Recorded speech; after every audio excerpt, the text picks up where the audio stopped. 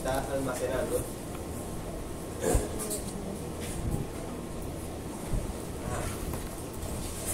Habíamos dicho que la presión, entonces la presión de la sangre para poder fluir necesita algo que la empuje, ¿verdad? O sea, eso que la empuje es presión. Ahí el corazón hace una fuerza de presión y esa fuerza de presión es lo que hace que la sangre vaya fluyendo por las arterias. Entonces, y decimos que había dos tipos de presiones. La presión que hace el corazón cuando bombea y el músculo cardíaco exprime el corazón, ¿verdad? Y esa sangre a presión sale del corazón, pero parte de la presión, decimos que la arteria recibía esa presión moviendo la sangre, pero también aguantándose, estirándose un poco, ¿verdad? Porque tiene fibras elásticas, como los globitos que pongo otra vez el ejemplo. Tenemos un globito en la manguera y el globito se llena. Si nosotros sacamos la manguera y soltamos el globito bota el agua, ¿cierto? El agua no se queda dentro. Porque el globito, la pared del globito agarró presión y cuando ya tiene la posibilidad de soltarla, inmediatamente la suelta. O sea, así es la aorta. La aorta tiene, cuando el corazón bombea la sangre hacia la aorta lo que hace es que se infla como un globito. Cuando el corazón deja de bombear, entonces ella tiene la posibilidad de soltar esa presión. Por eso es que la sangre siempre está en movimiento. No tiene que esperar que el corazón bombee, haya sístole, movimiento. Diástole no se mueve, eso no ocurre. Sístole, movimiento, diástole, aún queda movimiento. ¿Por qué? Porque parte de la diástole, la fuerza de la diástole quedó almacenada en las fibras elásticas de la aorta, y la aorta lo suelta y la sangre entonces sigue circulando. ¿Sí? La sangre no es que hace por cada latido de corazón, eso no es lo que pasa. O sea que en este gráfico se muestra esa presión. El corazón bombea, se hace sístole, inmediatamente la presión dentro de la aorta aumenta. ¿Por qué? Porque el corazón está bombeando esa presión hacia la aorta. Llegó a este máximo. El corazón empieza la diástole y la sangre, ya no hay esta presión. Pero la sangre sigue fluyendo. ¿Por qué? Porque hay presión todavía en la aorta, a pesar de que ya el corazón no está bombeando. Cuando la sangre llega cuando la presión de la aorta llega a este nivel, ya el corazón está contrayendo otra vez para aumentar de nuevo la presión. O sea que la presión de la aorta nunca va a llegar a cero. Siempre él se contrae, el corazón se contrae, bombea la presión, el corazón deja de contraerse y la presión empieza a bajar. Pero ¿por qué la sangre sigue fluyendo? Porque la aorta es la que está manteniendo esa presión con sus fibras elásticas. ¿Sí? Entonces por eso que hay un máximo de presión, que es cuando el corazón bombea, y hay un mínimo de presión, que es el máximo de presión que llega a la aorta bajando hasta que el corazón vuelve a contraerse. Entonces, también ponía el ejemplo, ayer ponía un ejemplo de que si yo ponía una manguera ancha, ¿verdad? Con dos piquitos, y metía una pelotita de ping pong en el medio, si ponía a soplar a dos de ustedes soplando bien duro por cada piquito, la pelotita no se podía mover para ningún lado porque los dos estaban soplando con la misma presión, una fuerza, ¿verdad? Una presión. La pelotita no se va a poder mover. Pero si uno sopla duro y el otro sopla poquito, la pelotita se va a mover desde el que sopla más duro hasta el que sopla más pasito, ¿verdad? O sea que la única forma que la pelotita se mueva es que un lado sople duro y el otro no sople tan duro. Se mueve la pelotita hacia ese lado, ¿cierto? Entonces, se establece lo que se llama un gradiente de presión. En un lado hay una presión alta, en otro lado hay una presión baja, y el flujo de sangre va desde donde está la presión más alta hacia la presión más baja. No solamente de sangre, cualquier fluido que esté bajo influencia de un sistema hidráulico con una bomba, siempre va a ir del lado de más presión al lado de menor presión.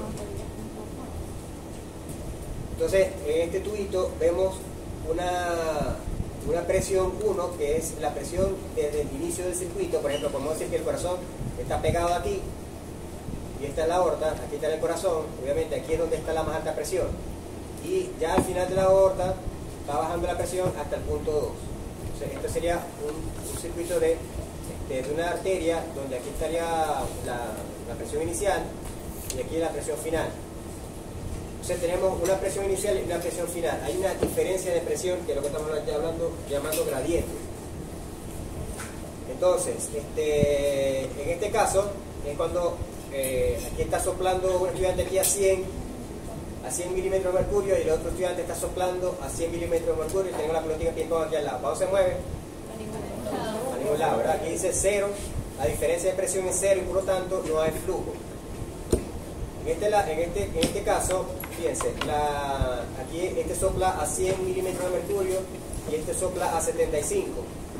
Es decir que la pelotica va a ir así, ¿cierto? Claro. En este caso, este sopla a 40 y este sopla a 15 y la pelotica va a moverse hacia allá, ¿cierto? Ahora bien, en estos dos tubos, la pelotica, ¿en cuál tubo se mueve la pelotica más rápido? La de 40. La de 40 tiene diferencia. Porque el 40 de aquí es 15. Ajá, este es de 100 a 75 y este es de 40 a 15. En el de 40. Pero ¿Cuánto es 100 menos 75? es que es lo mismo, porque ¿Cuánto es además 100 tiene menos mucha 75? presión y poquita presión del Busca la calculadora ahí. 25. 25, ¿verdad? Ajá, ¿y cuánto es 40 menos 15? 25. 25 también, ¿verdad? O sea que aquí hay 100, y aquí hay 75, y aquí hay 40, y aquí hay 15. En las dos hay un gradiente de 25. Quiere decir que en las dos la pelotica se mueve igual. Porque lo importante no es la presión inicial, es el gradiente de presión, es la diferencia entre los dos puntos. O sea, como en los dos puntos la diferencia de presión es de 25, en los dos puntos la pelotica se mueve igual. Mira para ahí. ¿Estamos claros, verdad? O sea, que lo importante no es la presión, sino la diferencia de presión. El otro punto era la resistencia. Esto lo vamos a tocar bastante más adelante. Pero ya dijimos, entonces, para que un flujo, un fluido, en este caso sangre, tenga una velocidad dentro de este tubo, que en este caso es una arteria, va a depender primero de la diferencia de presión entre P1 y P2 y lo otro es la resistencia. Entonces, ¿qué pasa? Que mientras más alta sea la resistencia, el flujo se va a ir enlenteciendo porque la resistencia se va a oponer al flujo. Entonces, la única forma de que yo venza una resistencia es aumentando la presión. Si yo aumento la presión, yo venzo la fuerza de la resistencia y el flujo tiene una velocidad.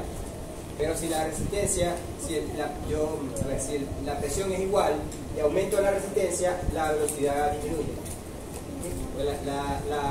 La presión es la fuerza que empuja, ¿verdad?, en una dirección, y la resistencia es la fuerza que empuja hacia la otra dirección.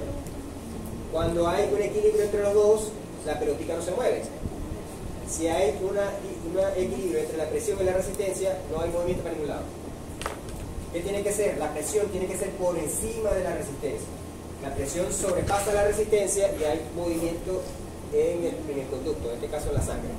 Por eso digo que la presión, para que haya flujo, la presión tiene que ser mayor a la resistencia. ¿Entiendes eso? ¿Todo bien? ¿Qué suena? ¿Un teléfono? ¿Esa que sigue? ¿Esa es la que sigue?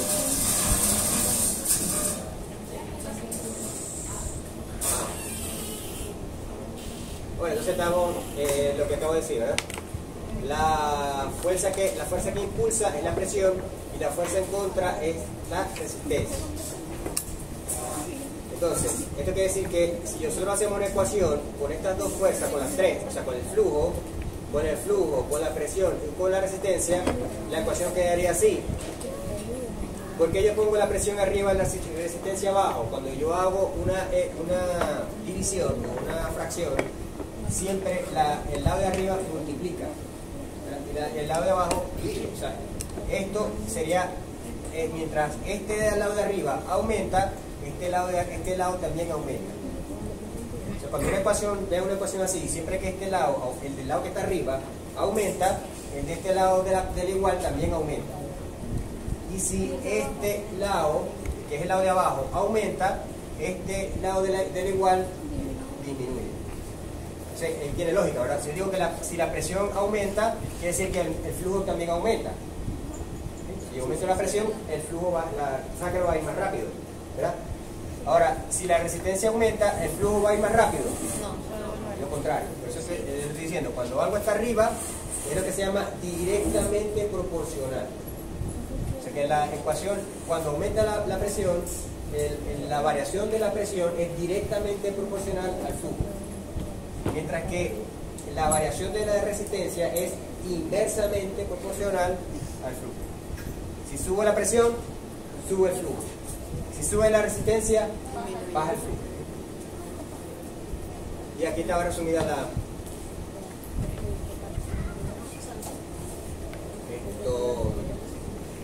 anatomía dieron, ¿verdad? Que la vaquita tiene el corazón, aquí sale la aorta, sale ¿qué se llama que decía adelante? La braquiales, la braquial da la carótida,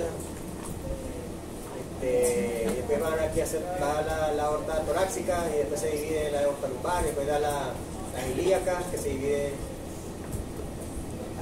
¿Entiendes la cosa? Okay. Yo sé que la sangre va a ir de una arteria más grande a otra arteria cada vez más pequeña, y cada vez más pequeña, cada vez más pequeña. En el diámetro del vaso, pero ya si hablamos de área, ya hablamos del área ayer, ¿verdad? Okay. Entonces va a haber una distribución del flujo sanguíneo. Cada parte, o sea, cada vez que la aorta se divide, genera un circuito. Entonces, ese circuito, en este caso, estaría en paralelo con la aorta. Habíamos hablado de los circuitos paralelos y circuitos en serie.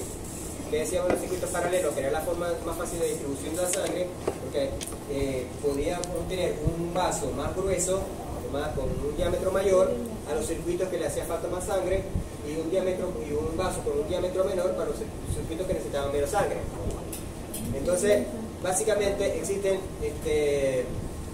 estos circuitos que están aquí. Por ahí está otra lámina. Bueno, vamos a ver. ¿De qué depende el flujo sanguíneo que se dirige hacia un circuito? Y depende de la función del circuito. O sea, tenemos un circuito, por ejemplo, el circuito de la cabeza es muy importante porque está el cerebro. Tenemos el circuito del pecho, es importante porque está el corazón, ¿verdad? Tenemos el circuito renal, es importante porque en el riñón se va a purificar toda la sangre, ¿verdad? Entonces, cada circuito tiene su importancia y dependiendo de la importancia relativa es el flujo sanguíneo que se dirige a ese circuito. O sea que va a depender de su función y de su actividad metabólica. Ahora sí. Entonces aquí tenemos los circuitos. En este caso estamos hablando de la cantidad de sangre. ¿Cuánto habíamos dicho que era el gasto cardíaco? El gasto cardíaco era la cantidad de sangre que expulsaba el corazón en un minuto, ¿verdad? ¿Cuánto era la cantidad de un humano? 5 litros. Aquí está, 5 litros. En inglés se llama, ¿cómo diría que en inglés? Yo se lo dije mal.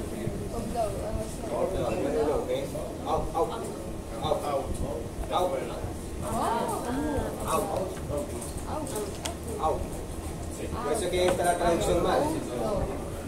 Output.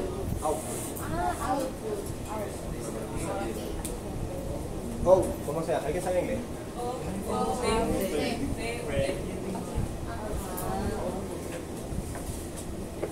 Entonces, claro, en inglés igual sigue siendo la traducción mala, porque output es como cuando yo pago, o sea que una empresa gasta dinero en pagar algo, entonces se llama output. Entonces es como lo que desembolsa el corazón, que desembolsa en qué, no desembolsa dólares, sino que desembolsa sangre. Por ahí. Pero entonces alguien dijo, bueno, si output es gasto, como la empresa gasta, entonces el corazón es lo mismo, entonces el corazón lo pusieron gasto. Entonces el corazón se llama gasto cardíaco, pero ya sabemos que el corazón no es que se gaste, sino que es lo que gasta en sangre, desembolsa en sangre. Porque la palabra, debe ser que les costó encontrar una palabra, yo tampoco encuentro una palabra que... Ok, por eso que es una CO. ¿Verdad? Cardiac O. Son 5 litros. Bueno, entonces sale, ya sabemos que viene del corazón izquierdo, salen 5 litros, pero fíjense la distribución. De estos 5 litros, 0,70 litros va al cerebro, 0,20 al mismo corazón, pero no por fuera, por las arterias coronarias.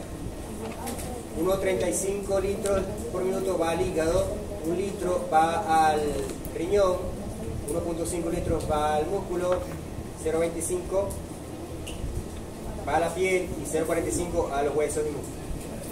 Bueno, los huesos y al resto del tejido.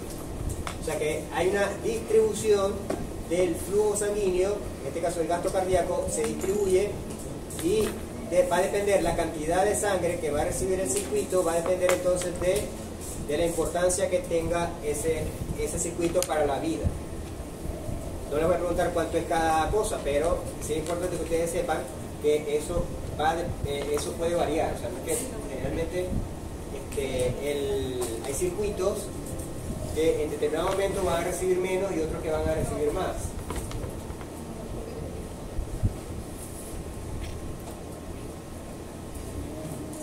Bueno, para que sepan que el flujo se puede medir, no es que es algo teórico, sino que se puede medir.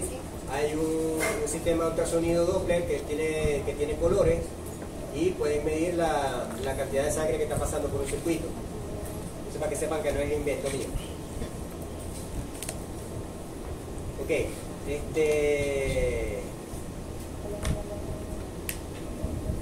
la redistribución del flujo es esto que le estoy diciendo. En determinados momentos hay circuitos que van a requerir más sangre y entonces el sistema simpático se encarga de hacer los cambios vasculares, o sea, aumentar la resistencia en unos sitios o disminuir la resistencia en otros sitios para que fluya más sangre a ese circuito.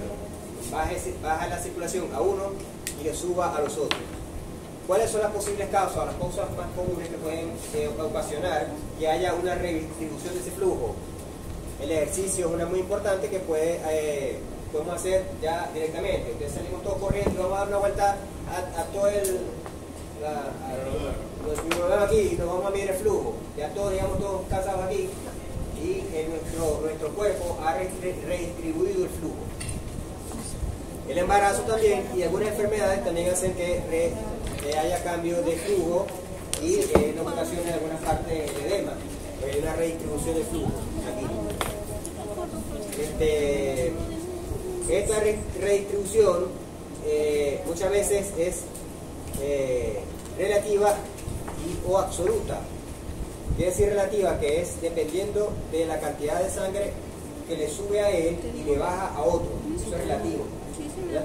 Estoy haciendo una relación con los otro órgano. Entonces, la redistribución relativa se refiere a que se le baja a algunos y se le sube a otros. La absoluta se refiere que aunque un circuito no esté bajando o subiendo mucho, la cantidad de sangre le está llegando es igual o superior, aunque relativamente no haya cambiado. ¿Me explico? O sea que si el corazón en reposo manda 5 litros, ¿verdad? Y decíamos que al cerebro llegaba a 0,70, ¿verdad? Entonces ese circuito tiene un porcentaje relativo con los demás circuitos de 0,70. O sea, si sacamos el porcentaje, tiene un porcentaje. El porcentaje está ahorita por ahí. Entonces, eso si el corazón manda 5 litros. Pero ¿qué pasa cuando se hace ejercicio? ¿El corazón, qué le pasa al corazón? ¿Ustedes han sentido con el corazón? ¿Y qué le pasa al corazón cuando se hace ejercicio? Se acelera, aumenta la frecuencia cardíaca. ¿Qué pasa con el gasto cardíaco cuando el corazón se acelera? Envía más ¿Por qué se sangre. aumenta? Porque digo que el gasto cardíaco aumenta. No es como sube la presión. No. ¿Por qué aumenta el gasto cardíaco cuando el corazón se acelera? Porque aumenta la salida de sangre. Porque aumenta el número de bombeos, porque depende de qué depende el gasto cardíaco, de la frecuencia cardíaca y de la cantidad de sangre que se bombea, ¿no? Que es la fuerza de contracción. Entonces, cualquiera de las dos que yo aumente va a aumentar el gasto cardíaco. En este caso estoy aumentando la frecuencia. Entonces, si yo aumento cuando yo hago ejercicio, entonces el corazón aumenta el gasto cardíaco, ya no 5 litros, sino 7, 8, 10. Entonces, aunque el corazón relativamente sigue recibiendo el mismo porcentaje, aumenta, como aumentó el gasto cardíaco, le aumentó su flujo sanguíneo, pero absoluto, la cantidad de sangre, no relativo, sino absoluto. Nosotros vamos a ver. Aquí hay, lo que ustedes nos han dicho para pasarle las clases, se me olvida. Ok, fíjense, en este caso, esto es en reposo, resting es en reposo. Entonces, aquí tenemos estos circulitos, representan qué circuito tiene más fluido. En este caso, si se ven aquí, ¿cuáles son los círculos más grandes? El que está aquí, ¿verdad? Que es el intestino. En inglés se le dice gut, pero en español se llama esplácnico. Acuérdense de esa palabrita. Esplácnico. Esplácnico no es lo mismo que esplénico. ¿Esplénico a qué se refiere? Vaso. Al vaso. Esplénico es el vaso. Y esplácnico es todo lo que es el aparato digestivo, incluyendo todos los órganos, el hígado, el vaso, el estómago, los intestinos. Todo eso es esplácnico. Entonces, el circuito esplácnico, fíjense que puede llegar hasta un 25%, dependiendo de si comiste o no, pero está entre el 20 y 25% del gasto cardíaco lo recibe el intestino. ¿Sí? Que yo diga el 25% es una distribución absoluta o relativa. Absoluto. Relativa, estoy hablando de porcentaje. Cuando yo hablo de relativo es cuando yo comparo uno con otro. ¿Sí? Entonces, yo aquí estoy diciendo el que tiene 25%. Esto es una cuestión, si tiene 25%, ¿quién recibe el otro 75%? Otros órganos, o sea, yo estoy comparando unos con otros. Ese es cuando yo les digo que esa distribución es relativa. Bien, si yo multiplico 25% de 5 litros, ¿cuánto recibe el intestino? El 25, el cuarto, vamos a poner 20. Si yo digo que el 20% es un litro. ¿Sí? O sea que aquí en reposo, si yo digo que la distribución relativa del circuito esplácnico recibe 20%, está recibiendo 1 litro por minuto de gasto cardíaco. Entonces, el 20% es la relativa y el 1 litro por minuto es la absoluta. ¿Cierto? ¿Cuál otro aquí está grande? El músculo. Aquí el músculo está de 15 a 20, quiere decir que si lo ponemos al máximo el 20, también recibe el otro litro. ¿Cuál otro grande está aquí? Aquí está el 20, que son los riñones. El cerebro, fíjense, recibe el 15 y así. ¿Es difícil eso? Lo que es lo relativo y lo absoluto. Si yo digo relativo, hablo de porcentaje. Si yo digo absoluto, hablo de litro. ¿No? Ok, ahora vamos a ver un caballo. Aquí el caballo está en una carrera, ¿no? El gasto cardíaco, bueno, en este caso es humano también, no podemos decir con un caballo, vamos a seguir con el humano, pero el humano, el que está montado en el caballo, está ahí agarrado, también está haciendo ejercicio. Entonces, ese que está, el humano que está ahí montado, fíjense que ahora su gasto cardíaco en reposo era de 5, ahora su gasto cardíaco en ejercicio es de 25. ¿Sí? Entonces, fíjense ahora, todo lo que tenían 20, algo así, fíjense, entonces se pusieron chiquitico y ahora el 80% de ese 25 lo recibe el músculo. O sea, está recibiendo el 80% de 25 litros. Eso es en su distribución relativa. Pero vamos a ver el intestino, ¿no? Decíamos que aquí recibía 1 litro, ¿verdad? Ahora bien, aquí la distribución relativa ahora cambió porque ahora pasó de 3 a 5. ¿Sí? Ok, 5% de 25, ¿cuánto es? 25 por... ¿cuánto da?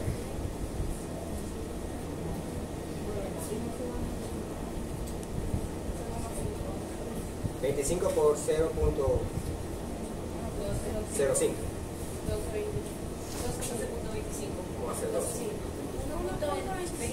1.25, sí. 1.25. 25 por 0.05. 1.25. Entonces, ¿cómo fue la distribución relativa?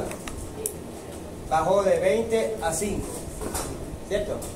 La absoluta pasó de 1 a 1.25, todavía no aumentó. ¿Sí? Esa es la diferencia entre la distribución relativa y la distribución absoluta, porque es decir, no, pero la sangre se va toda para el músculo y no le queda nada al cerebro, fíjense, pasó de 15 a 4, no, el cerebro le baja la distribución relativa, pero la absoluta sigue siendo igual, porque si le baja la sangre al cerebro, se le baja la sangre al cerebro, entonces la persona se desmaya, y la persona haciendo ejercicio no se desmaya, quiere decir que el flujo sanguíneo absoluto sigue siendo igual, aunque la retribución relativa cambió porque la persona está haciendo ejercicio y el 80% se le va al músculo. Así. Bien, seguimos hablando de flujo. Esa era la distribución del flujo. Entonces sabemos que hay una distribución relativa y hay una distribución absoluta. Ahora viene que el flujo hay diferentes tipos. Resulta que habíamos dicho que los carros, si es esta fila de carros que viene aquí,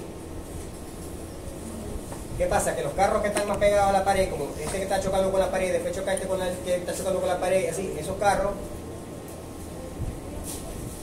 la fuerza de resistencia va haciendo que este carro que va pegado a la pared vaya más lento y así le va dando hasta... Y el carro que va por el centro es el que va rápido. Eso también le pasa a lo de la piscina, cuando hay competencias de natación. Los que tienen mejores tiempos los van en el medio y los que tienen peores tiempos van hacia afuera, porque como el que tiene mejor tiempo lo van a favorecer porque él tiene mejor tiempo, lo ponen en el medio, de tal manera que él pueda no sufra que las ondas que producen los de afuera. O sea, si realmente los que ganan son los que están en el medio porque son los que tienen menos resistencia que el agua. O sea, el agua aparte de las ondas que vienen de los demás. Entonces, cuando esto está así tranquilito, siempre va a haber una forma de un flujo que en la parte del centro va a ir más rápido y en un lado va a ir más lento. ¿Sí? ¿Es difícil eso? ¿Tiene lógica, verdad? Ok. ¿De qué va a depender este pico? ¿De qué va a depender este pico de aquí? Lo largo del pico, desde aquí hasta aquí. ¿De qué va a depender lo largo de este pico? ¿A quién se le ocurre? ¿De qué va a depender lo largo de este pico? ¿De la velocidad? No. A ver, si yo paso por un tubito agua o paso por un tubito melaza, de la viscosidad, mientras fluide, antes de que sea de seguro. Entonces, dependiendo de la viscosidad, mientras la viscosidad sea mayor, este piquito va a ser más corto, mientras la viscosidad sea menor, el piquito va a ser más largo. Bien. Entonces resulta que en cualquier tubo de agua, de refresco, de los que van para cualquier tubo que lleve un líquido, el fluido puede fluir de las dos formas. Bien sea ordenadito, donde la parte del centro va más rápido, o bien sea desordenado, donde todo choca contra todo y el flujo obviamente es más lento porque todo va chocando contra todo. ¿Sí? Si yo le meto mucha presión, por ejemplo a lo de los refrescos, si yo le meto demasiada presión, eso va a ir y va a salir mucha espuma, ¿cierto? Tiene que tener una presión normal para que salga refresquito, pero con espumita, pero no tanta. ¿Por qué si yo le meto mucha presión sale espuma? Porque el refresco se mezcla todo en el tubo. ¿Por qué se mezcla todo en el tubo? Porque el aumento de la presión ha hecho que el flujo, en vez de ser así, salga así. Entonces, eso es lo que se llama el flujo turbulento. Entonces hay dos tipos de flujo y se presentan en las arterias. Hay un flujo laminar y hay un flujo turbulento. Este flujo ordenado se llama flujo laminar y este flujo así desordenado se llama flujo turbulento. Este flujo laminar es el que gasta menos energía para fluir. Este turbulento gasta más energía. Este flujo así, el fluido circula más rápido, o sea, el flujo laminar, la velocidad es mayor de fluido. Y tiene este perfil parabólico, que es lo que estoy hablando. O sea que esto que está aquí es un perfil parabólico. Mientras que el flujo turbulento es lento, gasta más energía para fluir, produce ruido.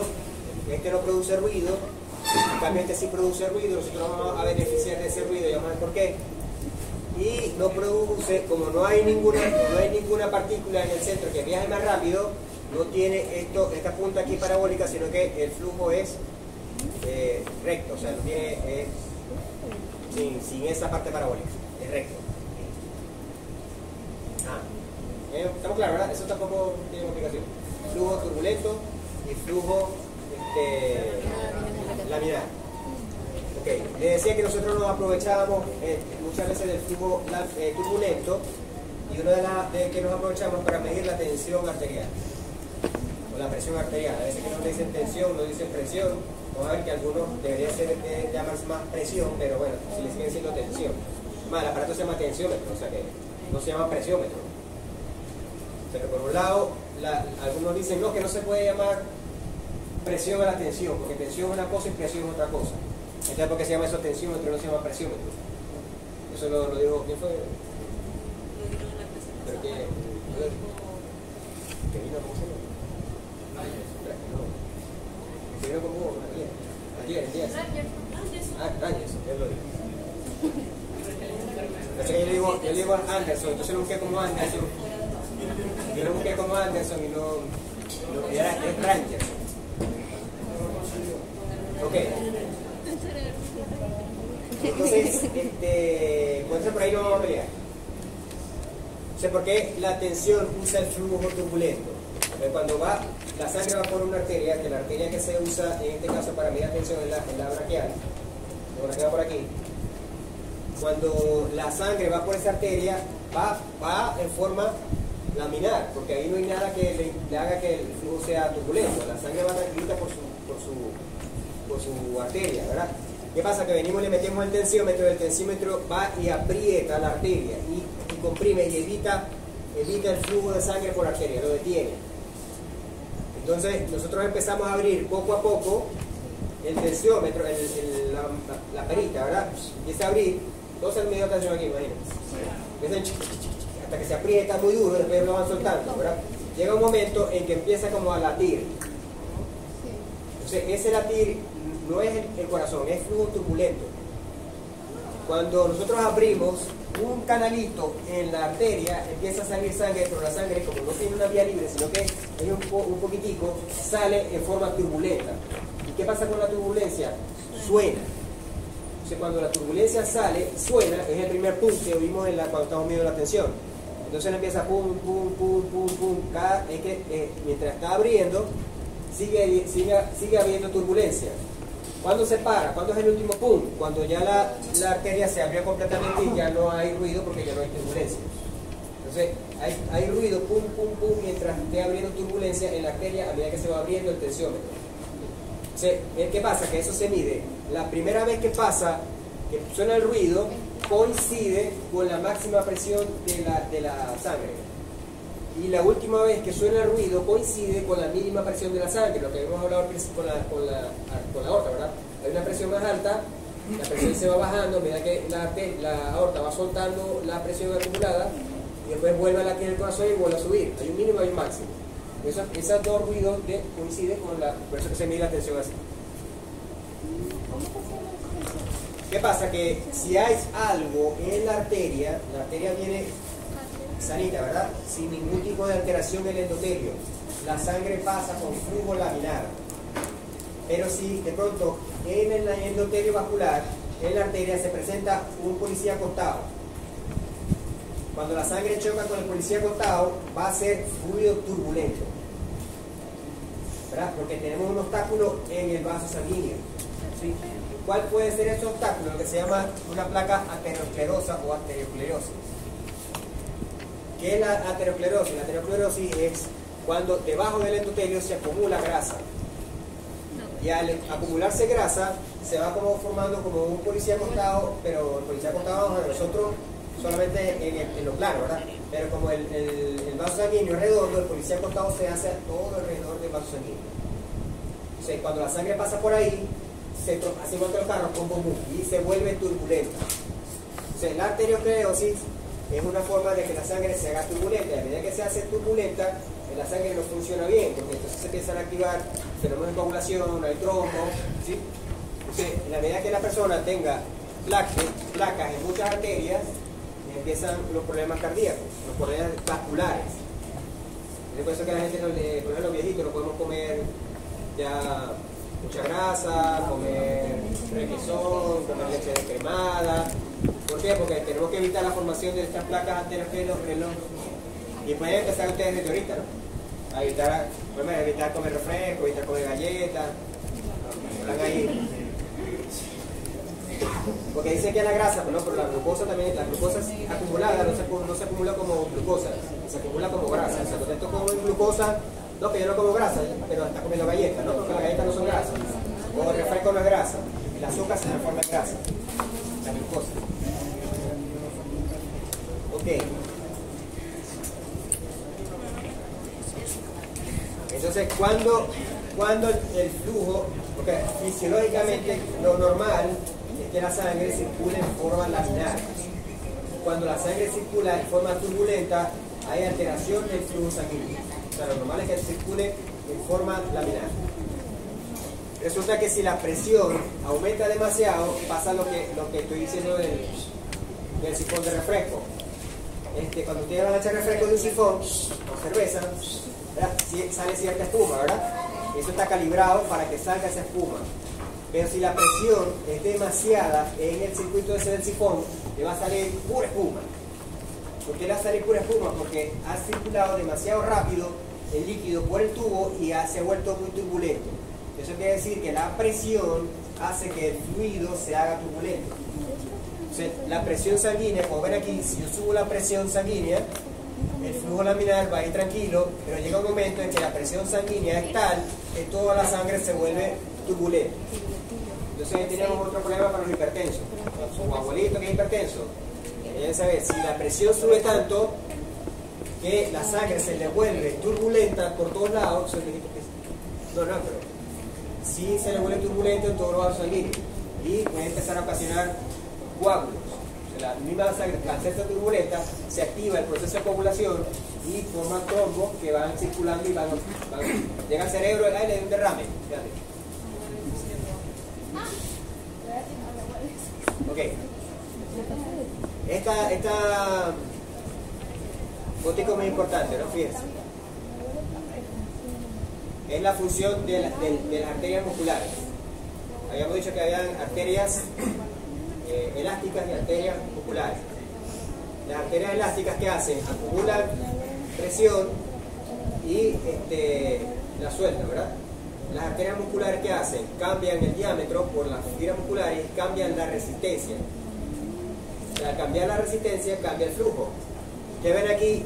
Cuando la arteria cambia el diámetro, aquí está cambiando el diámetro a más grande. Esta arteria normal, ahora esta arteria cambia a su capa muscular, hace que pase a menor diámetro. Fíjense la cantidad de glóbulos rojos que pasa. Aquí, normal, ahí reduce el diámetro. La cantidad de glóbulos rojos que hay aquí es diferente, ¿verdad? Es menos. O sea, al disminuir el diámetro, aumenta la resistencia y es menor el flujo. A lo contrario, lo otro, ¿verdad? Que hay, aumenta su diámetro, la resistencia es menor, y ¿qué pasa con la cantidad de glóbulos rojos? Es mayor. Si la arteria muscular reduce su diámetro, aumenta la resistencia. Y al aumentar la resistencia, dijimos con la tabla F y la P, ¿verdad? Si aumenta la resistencia, ¿estaba arriba o abajo? En la fórmula. Abajo. Decíamos que si la resistencia aumentaba, el flujo. Puede ser que lo que está abajo es lo contrario de lo de igual. Si yo aumento la resistencia, el flujo disminuye. Exacto. Si yo disminuyo la resistencia, aumenta el flujo. Exacto. Así es que.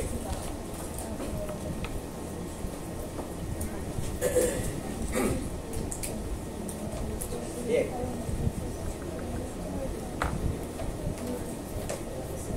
Entonces la resistencia de los vasos sanguíneos va a... ¿Quién la hace? La pared. O sea, la sangre no hay alguien que la detenga, ¿no? Solamente para poder enlentecer la sangre, lo que hace el vaso sanguíneo es que se reduce el tamaño. O sea, quien hace la resistencia es que la pared se hizo más pequeña. Y cuando quiera el órgano que la sangre vaya más sangre, lo que hace que el vaso sanguíneo aumenta el diámetro y por lo tanto hay menos pared tocando la sangre y más sangre puede pasar por el centro. Entonces, por eso dice que la resistencia la ejerce la pared del vaso sanguíneo. Ya dijimos que había vasos de presión y hay vasos de resistencia. Los vasos de presión son los elásticos y los vasos de resistencia son los vasos musculares. Las arteriolas son básicamente todas de resistencia, no tienen casi fibras elásticas. Y si vamos a resistencia, tenemos que la aorta tiene mayor resistencia. No, sí, no es. Ya no me acuerdo por qué. Creo que está diciendo que la bolsina es mayor que los capilares, ¿no?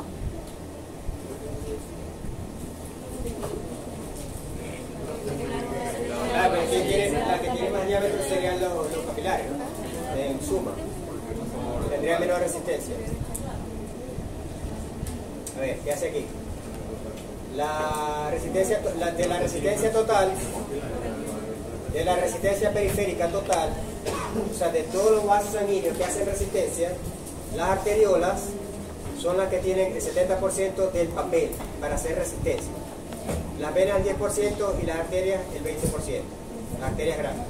O sea que quienes ejecutan la mayor parte de la variación de resistencia son las arteriolas. O sea que donde se ejecuta la mayor parte del aumento de la variación de resistencia es a nivel de arteriola. Dale. Ya esta lámina la habíamos visto por ahí adelante, ¿verdad? Decíamos que cuando había un vaso sanguíneo que un circuito sea en serie, o sea, pasa del órgano al otro en la misma arteria, la resistencia se va sumando. Mientras que si yo tengo los circuitos en paralelo, la sangre lo que hace es que el circuito que necesite más sangre tiene un diámetro, tiene una resistencia, mientras los que necesitan menos sangre tienen menos diámetro y otra resistencia. O sea que la resistencia varía de acuerdo al circuito. Eso es la importancia, ¿no? Ahora sí. Entonces, si vamos a eso, entonces tenemos los circuitos, el circuito cerebral, el circuito coronario, que es el del corazón, el circuito plásmico, el circuito musculoesquelético y el circuito piel. Entonces, todos estos circuitos, desde el punto de vista de aquí, son circuitos en paralelo serie, son en paralelo, ¿verdad? Porque aquí el tubito se va partiendo cada uno en su tubito. O sea que la aorta y los circuitos de los órganos son circuitos en paralelo. Pero le pregunto, ¿hay algún órgano que le entra una arteria y después vaya al lecho vascular y después en vez de salir una vena sale una arteria? Sí. ¿Cuál? El riñón. El riñón, ¿verdad? Muy bien. El riñón sale una arteria, llega una arteria, se forma un glomérulo que es un circuito capilar y luego de nuevo sale la arteria y luego va a la vena. O sea que esto sería un circuito en serie. Otro, el hígado. Al hígado le llega el circuito esplácnico. El circuito esplácnico le llega una arteria, llega al intestino y del intestino sale otra arteria. Bueno, en este caso es la vena. Y después llega el circuito vascular y después sale vena. En este caso es un circuito en serie de vena, venoso. Pero este es el circuito en serie arterial, el del riñón. Y este el sistema hepático es una vena, porque se llama vena porta. O sea, le entra al hígado, le entra una vena y sale vena. Así es. Sí, no, si me equivoco te me dice.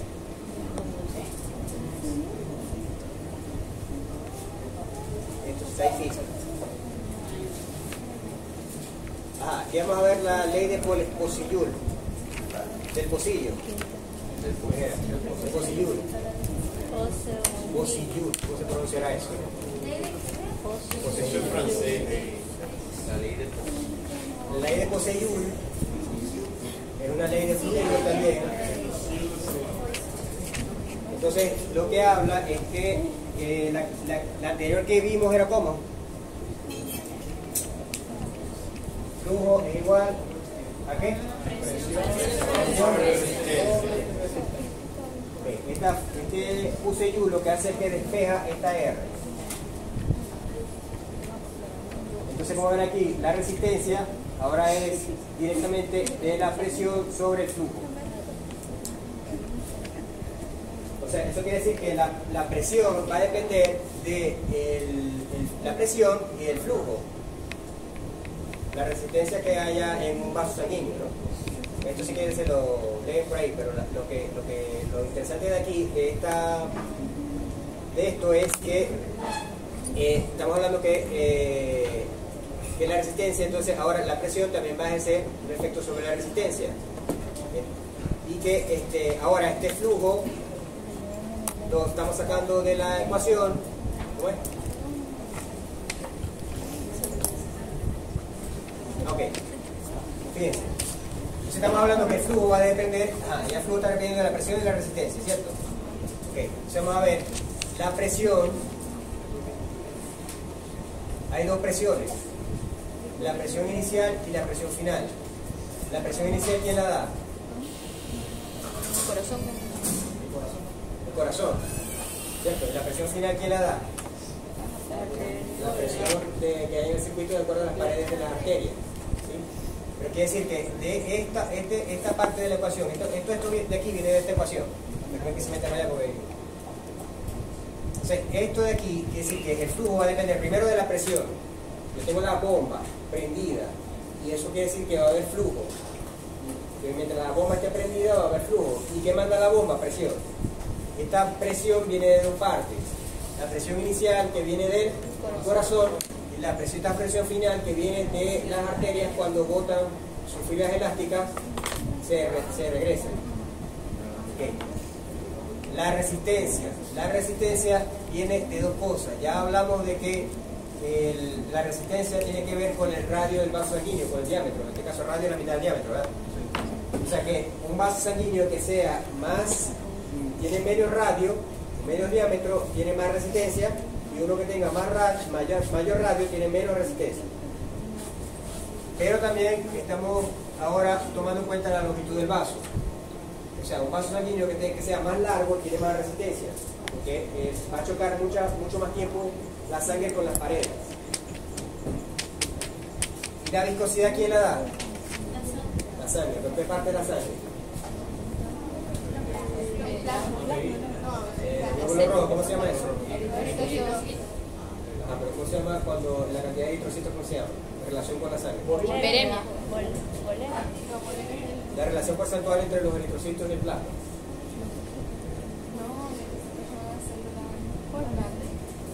Empieza por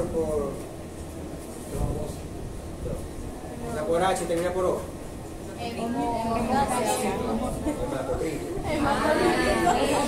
La viscosidad de la sangre la da en la relación que tenga los glóbulos rojos con el plasma, y eso se llama como hematocrito. Entonces tenemos, ¿de qué depende el flujo? Depende de tres cosas. Primero, de la presión. ¿La presión de qué depende? De lo que bombea el corazón y lo que las arterias mantengan la presión. La resistencia. ¿De qué depende la resistencia? Del diámetro, en este caso el radio, que es la mitad del diámetro, ¿no? Por eso que sale el radio. Porque la fórmula tiene radio, no tiene diámetro. Pero es lo mismo, o sea, el diámetro es completo y el radio es la mitad del diámetro. El radio. Y la longitud, que es lo que mida el vaso sanguíneo. Y la viscosidad, que lo da la sangre, que es producto del hematocrito. Bueno, aquí tenemos tres vasos sanguíneos, supuestos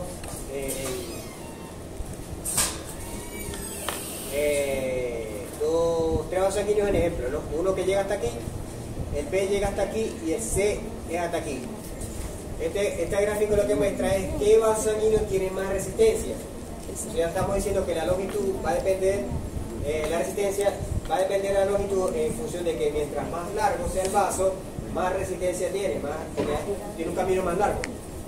Entonces, en el flujo sanguíneo, la resistencia es menor en el A, es mayor en el B y luego mayor en el C. Quiere decir que el flujo es más rápido en el A, un poquito más lento en el B, y el que tiene el flujo más lento es en el C. ¿No? O sea que el factor vascular de la resistencia tiene que ver con la longitud del vaso y con el área o con el diámetro. Entonces tenemos otra vez una fórmula donde lo de arriba es directamente, ¿verdad? Directo. O sea que la longitud, a medida que aumenta la longitud, la resistencia va a aumentar porque está arriba. Y a medida que el área, o sea, en este caso el área, tomando en cuenta como el diámetro y todos los diámetros, el área vascular, si a medida que sube el área, la resistencia baja, porque es lo contrario. Si está arriba es directo. Sube la longitud, sube la resistencia. Si está abajo, lo contrario. Sube el área, baja la resistencia. Esto también lo vimos, ¿verdad? Que era que el hematocrito entonces es el factor sanguíneo del flujo. Yo pregunto al examen, ¿cuál es el factor? ¿Qué factor sanguíneo modifica el flujo? ¿Me va a responder? La viscosidad. Y tienen buena la pregunta, con un machito así. 0,15, son 100. Y entre más tiempo, 125. La viscosidad modifica el flujo. Ok, bueno, estos son los valores en humanos de cómo se mide esta ecuación de Pusse-Joule, que está relacionándose con la resistencia, con la presión y el flujo. La de Pusse-Joule. Estos son cómo se mide, en este caso la sistémica, que es la que sale del ventrículo derecho, ¿verdad?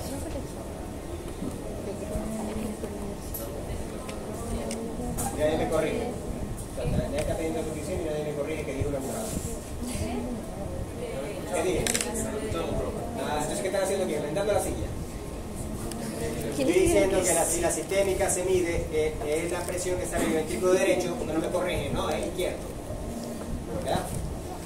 ¿Están calentando la silla nomás? Ok. No ¿Qué distraí. dice? Yo también puedo calentar la silla y voy pasando las lápidas y después lo vamos. Era distracción. Ajá. La pulmonar, entonces sí sale del derecho, ¿verdad? Y esta es la presión que tiene. Obviamente, la sistémica requiere más presión, más flujo, porque tiene que ir más largo y tiene mucha más arterias. Aquí habla de la resistencia. Ya, todavía falta el otro. Entonces, esta es la ecuación de Pusse-Joule. Y ya habíamos hablado, ¿no? Que a medida que aumenta la resistencia, ¿qué pasa con el flujo? Disminuye. Y si la resistencia baja, el flujo sube. Eso es todo lo que tiene que aprender.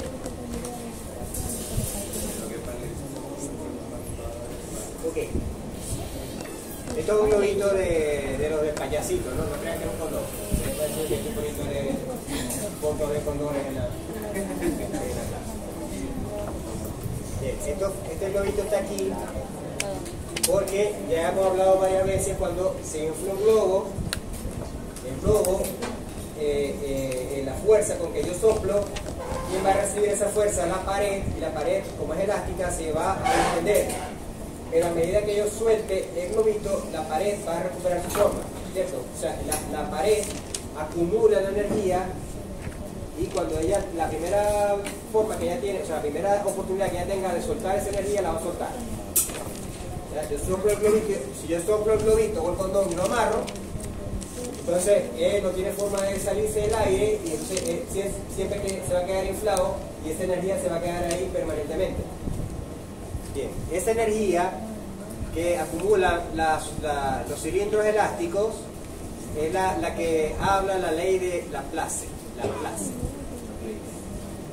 Entonces, la ley de Laplace habla de que hay dos, cuando hay un cilindro lleno de algo, puede ser de aire o de algo fluido, en este caso una arteria llena de sangre, sobre la pared actúan dos fuerzas.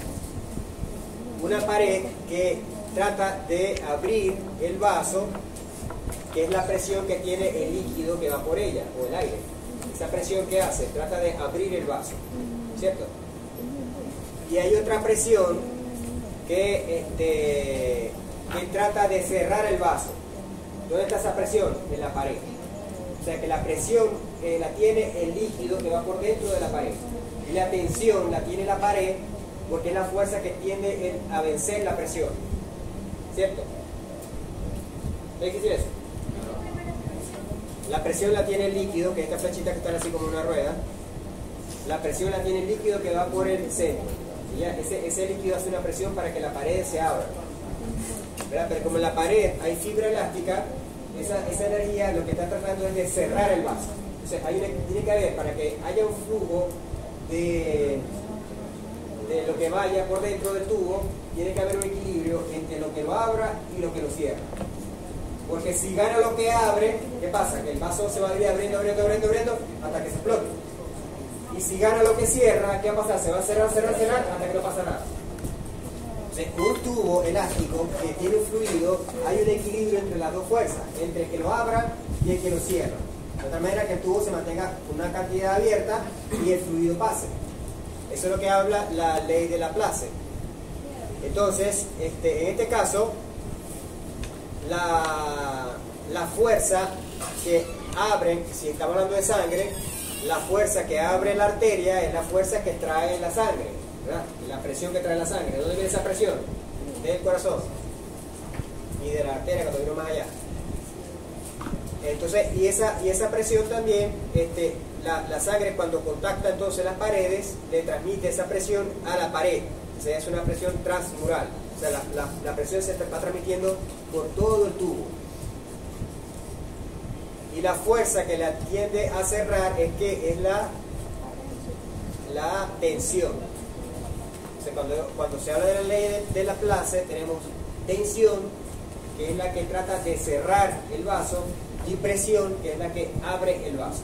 Y están las dos en equilibrio, de tal manera que los vasos están abiertos y la sangre pueda circular. Entonces,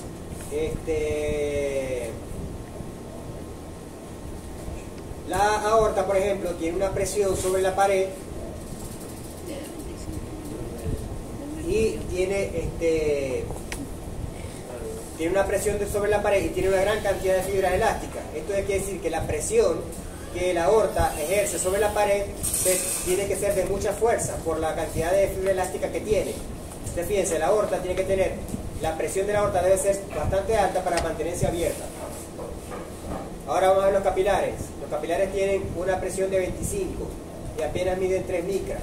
Pero ¿qué pasa? Que son tan pequeños que prácticamente no tienen que hacer ninguna fuerza para mantenerse abiertos. Eso quiere decir que mientras más grande sea el área del vaso, más pequeña sea el área del vaso, más grande más presión tiene que hacer para mantener abierta la pared. Pero más acá, bueno, ayer, ¿no dijimos que los capilares medían 8 micras? ¿Cuánto digo ahí? 3. Ah, bueno, hay otro más pequeño. También, sería la mitad. Ajá. Pero la mitad sería 4. Sí, 4. Bueno, vamos a pelear por 2 micras. Entonces, fíjense lo que es, porque un capilar con tan poca presión, porque ya dijimos que la presión va bajando hasta llegar a los capilares, pero los capilares aún se mantienen abiertos.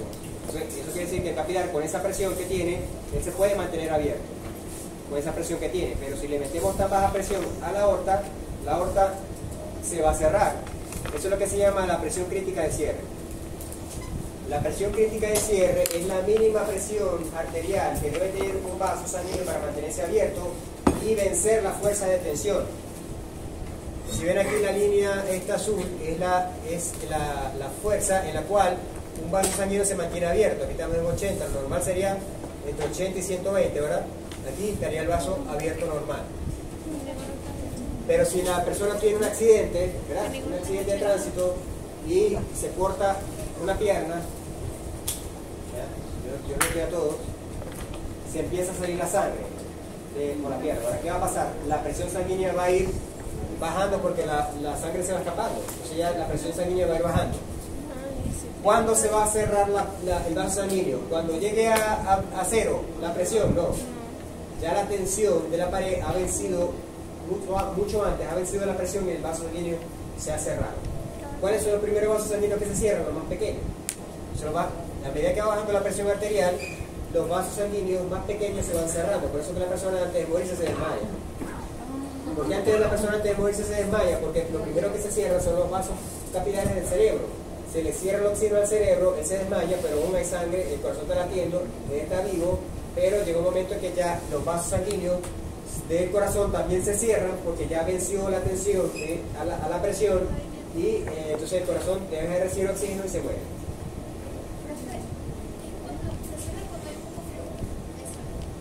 Claro, porque se está saliendo todo por la hemorragia, pero básicamente es porque estamos hablando de la presión. O sea, la presión, por eso que la presión también depende de la cantidad de sangre que haya. Entonces, esto es lo que se llama shock hipovolémico, que es lo que le da a la persona cuando tiene una hemorragia.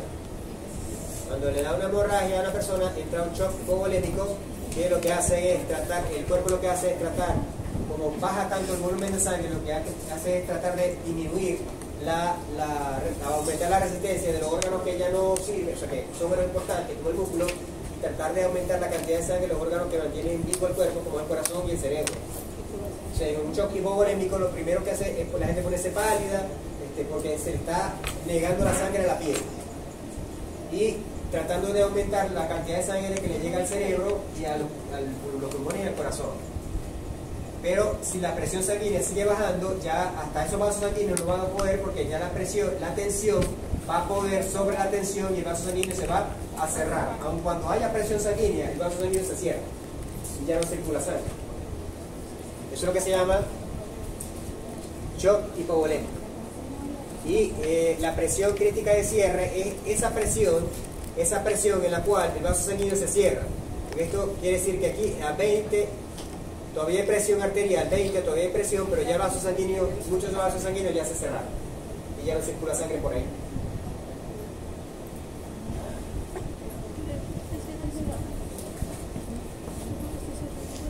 Esto es la capacitancia. La capacitancia es un valor que indica qué capacidad tiene el vaso de distenderse, pero sin regresar a su forma original. Estamos hablando de arterias, que las arterias tienen fibra elástica, apenas se abren, y es lo que está pensando es volver a su sitio original, ¿verdad? Como una liga. Bien, la capacitancia se refiere a la capacidad que tiene el vaso de dilatarse sin la necesidad tan urgente de volverse a su situación normal. Si un vaso sanguíneo se dilata, ¿qué va a pasar? Más sangre pasa por ahí y la puede almacenar. Entonces la capacitancia se habla sobre esa distensibilidad que tiene el vaso sanguíneo para poder mantener sangre en su interior. ¿Para qué? Simplemente para almacenarla. O sea, pues no toda la sangre se usa. O sea, hay mucha sangre que está simplemente esperando pasar. Ya va, que falta ahí.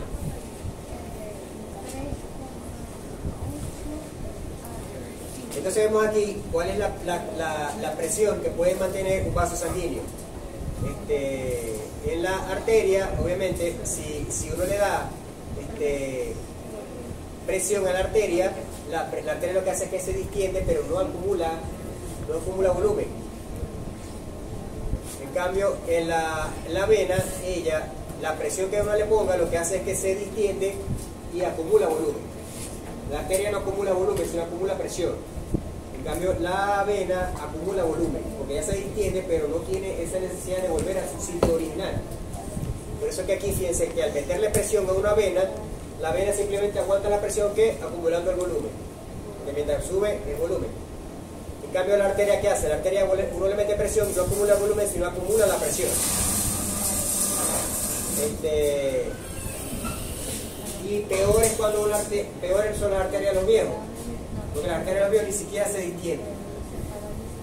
Esto quiere decir que una arteria envejecida, con cualquier aumento de presión, no va a aumentar el volumen, sino que va a aumentar la presión dentro de la arteria.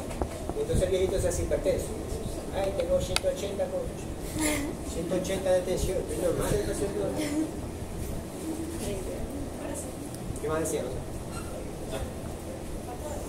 Bueno, si el almacenamiento y la edad. O sea, el efecto de la edad es que la arteria, la NSMS, no aguanta volumen, lo que hace es aumentar la presión. Sí. Vamos a ver qué es.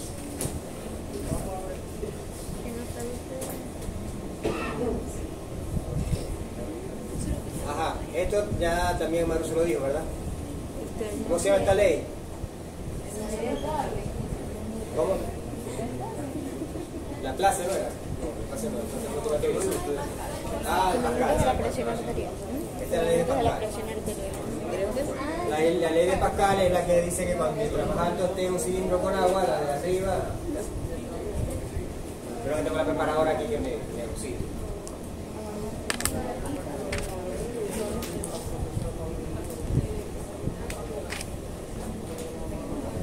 Cuando este es el concepto de presión.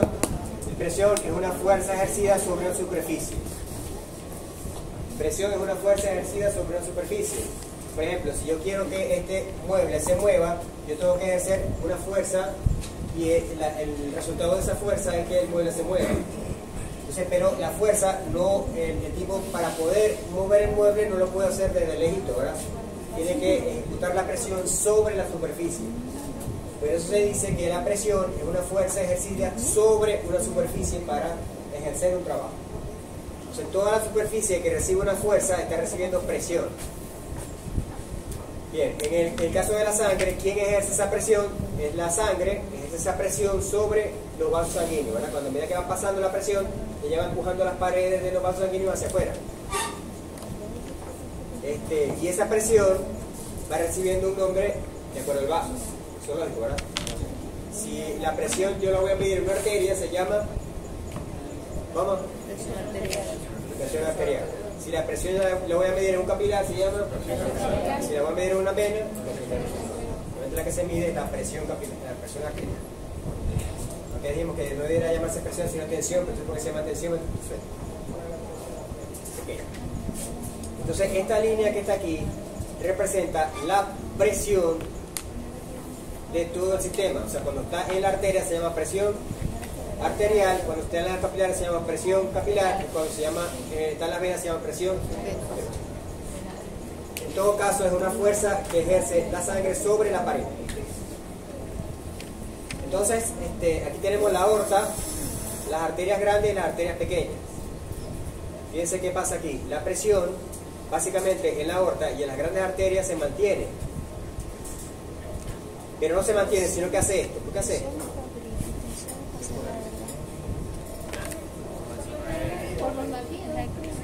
Por la contracción. ¿Qué dijimos? Que el corazón se contrae y la presión sube.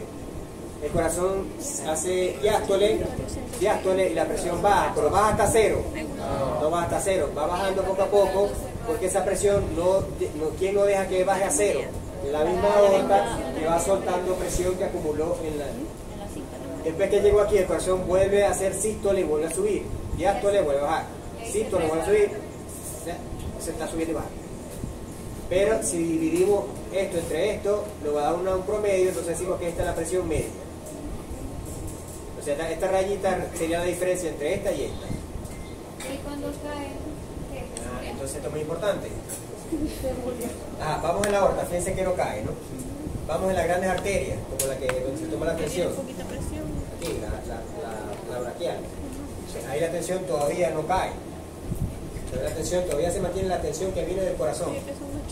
Entramos a las pequeñas arterias, como son las que están llegando a la mano y tal. Ahí la tensión empieza a caer. ¿Por qué la tensión empieza a caer? Porque empieza a haber mayor área vascular. Porque acuérdense que si yo sumo las arterias y la voy sumando, 8 micras me da 2 metros. ¿De acuerdo? Eso quiere decir que el área vascular es mucho mayor, por lo tanto, y una de las razones por las cuales el flujo, la presión cambia por el área, ¿no? Entonces por eso que a medida que aumenta el área del vaso, va cayendo la presión. Fíjense que ya aquí ya no hay presión del corazón. Prácticamente la presión del corazón cayó. Ahora, ¿cómo va a hacer la sangre para regresarse? Tiene que usar dos fenómenos. La contracción muscular, la tensión muscular hace que la sangre vaya apretando. Quizás está viendo música, así es trabajo.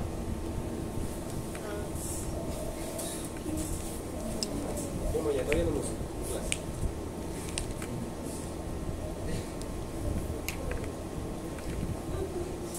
Me dicen, yo me siento a calentar así, me pasan los exámenes y ustedes siguen conversando y viendo música y tal. Entonces, se ven que la presión va cambiando de acuerdo a el área vascular y hasta que aquí la presión del corazón ya no llega. ¿Cómo se regresa? Se regresa porque entonces la presión muscular, el tono muscular hace que la sangre vaya circulando, ¿verdad? Y aparte que cuando la sangre se mueve en la vena no se devuelve. ¿Por qué no se devuelve? Por válvula. Por las válvulas. Entonces la sangre va vaciándose hacia arriba y no es posible que la sangre se devuelva. Se va llenándose como el canal de Panamá, va llenando esclusas y va llenando esclusas y va subiendo hasta llegar al corazón. Y cuando llega más o menos cerca del corazón, el pecho, cuando nosotros respiramos, hace una presión negativa. O sea, la forma de que el aire entre es que hay una presión negativa en el pecho. Esa presión negativa también succiona la sangre hacia el pecho. Y hace que también hay una presión negativa de la sangre hacia el corazón. También la aurícula, cuando se vacía, también crea un vacío. También hace la última succión de la sangre es por el vacío de la aurícula. Bueno, dijimos que cada arteria, cada vaso tiene su presión. En este caso es la presión arterial. La presión arterial obviamente se mide en las arterias, no se mide en las venas ni en los capilares. Ya hemos hablado mucho sobre el arco aórtico, ¿verdad? Que es cuando el arco aórtico recibe la presión del corazón, ella acumula parte de la presión en las paredes y luego el corazón entra en diástole, él suelta la presión que acumuló. Entonces aquí tenemos esta presión. Dijimos que esta presión alta era producto de ¿qué? De la sístole, ¿cierto? Sí. Okay. Y cuando esto que está aquí, el corazón hace sístole, se contrae. Luego el corazón hace diástole y la presión no hace así, sino que la presión va a poco a poco soltando presión, lo que está aquí dibujado, va soltando poco a poco hasta llegar a un mínimo, que es donde el corazón vuelve a hacer sístole y vuelve a subir, y así está todo el corazón todo el rato. ¿Cuántas veces? 75 veces al minuto. Okay. Entonces aquí tenemos una presión máxima que se llama presión sistólica, una presión mínima que se llama presión diastólica, una presión de pulso, que es la diferencia entre la sistólica y la diastólica, o sea, la diferencia entre estas dos. Es la presión de pulso, lo que habíamos hablado de que cuando uno sopla de un lado, sopla del otro lado, esa es la presión de pulso, que es la diferencia de presión entre la sistólica y la diastólica, la diferencia de presión. Y también tenemos la presión media, que dijeron, bueno, la presión media también es lo mismo, ¿no? Es la diferencia entre la alta y la baja y está en todo el centro. Pudiera ser, ¿verdad? Pero no, la presión media no está en el centro, está más abajo. ¿Por qué está más abajo? Se lo ocurre a ustedes, no lo van a saber. Está más abajo porque si yo aquí esta presión es la diferencia entre la que sube y la que baja. Esta presión media es la diferencia entre la presión que sube y la presión que baja. Entonces, si las dos presiones fueran iguales, estuvieran en el medio, pero las dos presiones no son iguales, sino que esta sube rápido y esta baja lento. Después sube rápido y baja lento. O sea que en el tiempo las presiones no son iguales. ¿Por qué esta sube rápido y esta baja lento? Yo sí lo debería saber. Porque la sístole y la diástole tienen duración diferente. ¿Quién dura más, la sístole o la diástole? La diástole dura más. Por eso que este periodo dura más, la diástole dura más que la sístole, por eso que la sístole es más rápida, este aumento es más rápido y la diástole es más lenta, por eso que esta línea no está en el medio. Bueno, ahí está. La presión sistólica, la presión diastólica y la presión media, que no está en el medio de los dos, sino que están por debajo del medio. Porque esta subida es más rápido en el tiempo y esta bajada es más lenta. ¿Cuánto dura el latido del corazón? 0.8 segundos. O sea que todo esto ocurre en 0.8 segundos. Esta incisura diacrítica que está ahí, este es cuando se cierran las válvulas semilunares. Entonces el punto. También hace esta brinco de presión. Pero esto es en humano. La presión arterial media realmente no se puede medir con un aparato, sino que se calcula. Tengo que sacar cuánto es la diastólica y la sistólica y hacer una fórmula ahí para calcular la presión. De forma de eso, por lo menos aquí no se hace en animales, pero en humanos sí se hace, y tampoco los humanos lo hacen porque lo hace la máquina. Entonces, te ves la maquinita que la persona está conectada y la maquinita que está... Entre los valores que tiene por ahí la máquina está la presión media.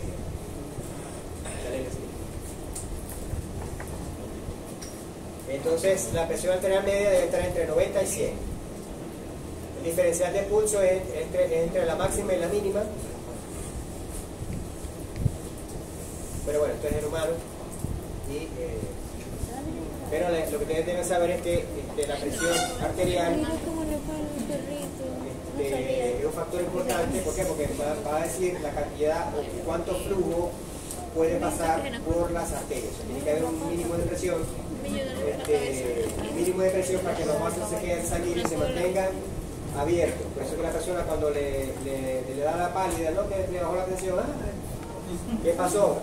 Muchos capilares del cerebro se cerraron porque no hubo suficiente presión para mantenerlos abiertos y entonces se le baja el oxígeno al cerebro y la persona se desmaya, entonces se le baja la presión.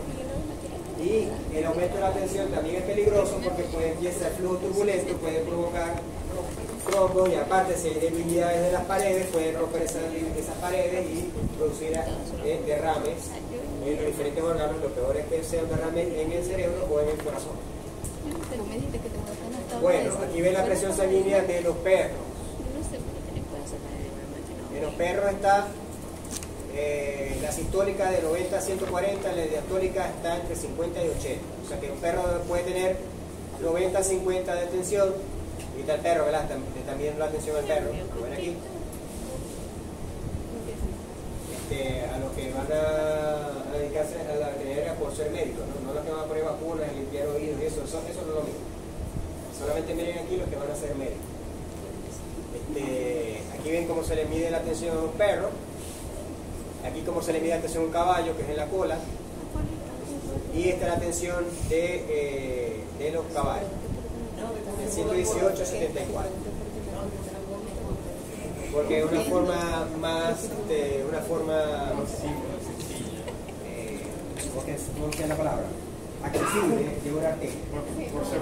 La accesibilidad de la arteria, porque como que es más complicado ganar la baja. Yo nunca le mido la tensión a caballo, no, pero tampoco.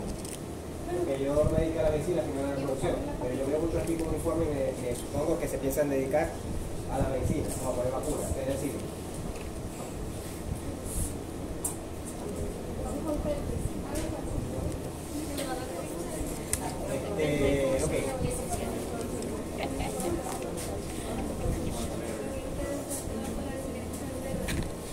¿Esto qué es? Ok, entonces la presión arterial va a depender de la cantidad de sangre con la resistencia. Esta es la que habíamos dicho. La resistencia va a depender de la viscosidad, de la longitud y del área. ¿Cierto? Y el gasto cardíaco va a depender del volumen sistólico y de la frecuencia cardíaca. También lo habíamos visto, ¿verdad? Okay, pero resulta que entonces vamos a hablar que la presión va a depender de estos dos también. Porque si yo tengo un vaso sanguíneo con un volumen normal y una resistencia normal, vamos a tener una presión normal. Pero si yo tengo un volumen de sangre alto, o sea, un gasto cardíaco alto, con un diámetro vascular, o sea, una resistencia vascular normal, va a aumentar la presión. ¿Quién me da un ejemplo de cuándo pasa esto?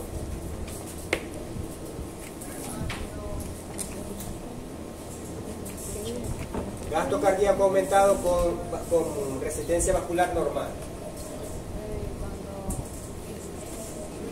Con ejercicio. Si yo hago ejercicio, no hay cambios vasculares, o por lo menos cambios vasculares a lo contrario, él va a aumentar. O sea, yo aumento el gasto cardíaco y los vasos sanguíneos son normales, pero el aumento del gasto cardíaco hace que aumente la presión. Entonces, si ustedes le miden la presión a una persona que está sana, normal, y se la miden en reposo, tiene pues 120-80.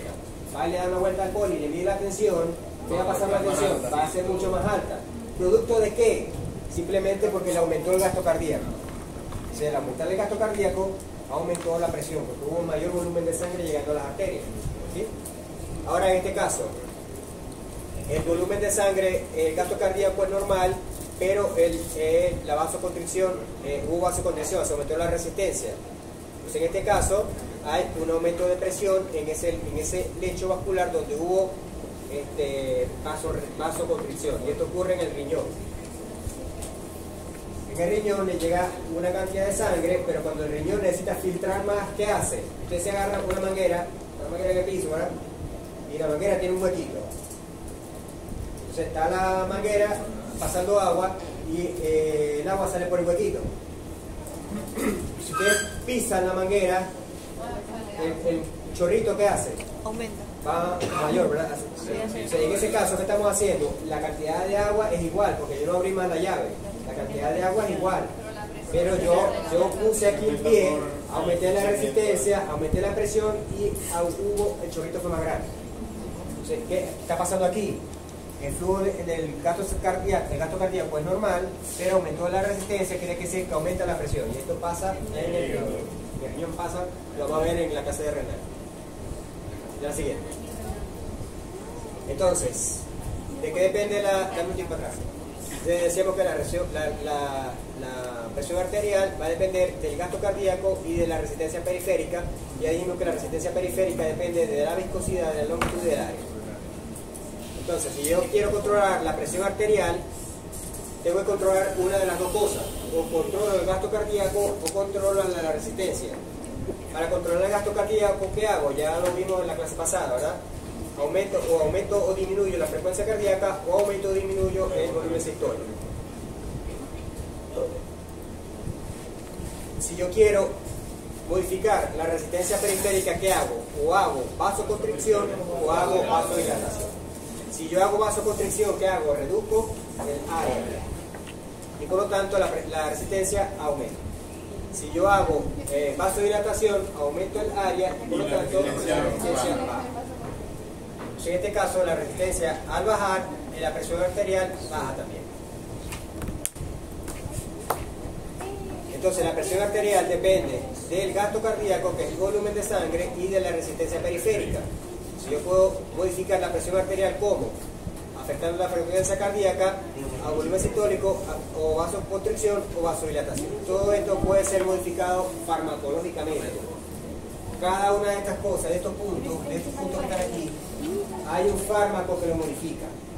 Y por lo tanto, si ustedes ya llega un perro enfermo con una alteración cardíaca, ustedes deben escoger por dónde le van a entrar, cuál fármaco van a escoger, porque van a afectar un proceso fisiológico de alguna parte de todo este sistema. ¿Verdad? Bueno, eso es para lo que van a hacer medicina, como digo, lo que van a hacer ejercer la medicina. Le van a poner vacunas y desparasitar, no desparasitar.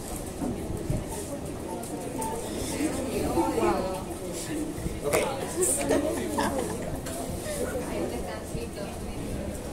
Profe, 10 minutos. No, todavía falta. Falta mucho. No quiero terminar esta clase, no quiero saber más nada de material ni nada. Eso yo tampoco. Ok. Entonces, dijimos que la presión, ¿cuál es el objetivo de controlar, bien sea fisiológicamente el corazón, el organismo, controlar la presión, o que nosotros farmacológicamente le controlemos la presión a un animal? Porque nosotros los objetivos es mantener esto de aquí, la presión arterial media. Ya dijimos que no estaba en el centro de las dos, sino que estaba tirada para abajo, ¿verdad? ¿Por qué? Porque ya dijimos que está más larga que esta. Entonces, estos mecanismos están para poder mantener esa presión arterial media aquí, en ese valor alrededor de 100, en el caso de los humanos. Entonces, hay mecanismos nerviosos, hay mecanismos que son hormonales, hay mecanismos de largo plazo. Esto, aquí está al revés, estos son, aquí debe decir corto. Entonces, el corto plazo son los nerviosos. ¿Por qué? Porque una descarga nerviosa produce una vasoconstricción y de una vez hay cambios vasculares. O sea, es una reacción inmediata, que es lo que puede producir en caso de una hemorragia. Los cambios vasculares de una hemorragia son inmediatos, es decir que el cuerpo trata de mantener la presión media a través de un mecanismo nervioso.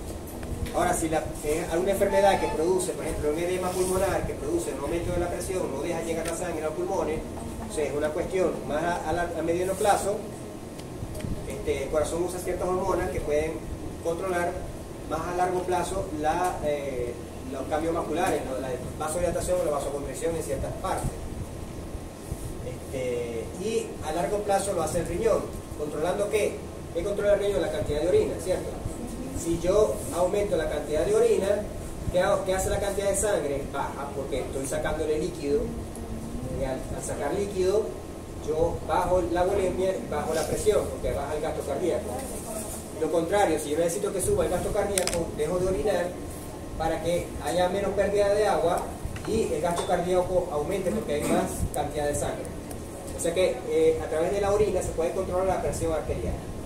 ¿Sí? Yo puedo preguntar el examen, ¿verdad? ¿Por qué a través de la orina se puede controlar la presión arterial? Porque el riñón controla la cantidad de sangre, el volumen de la sangre, y el volumen de la sangre que controla el gasto cardíaco.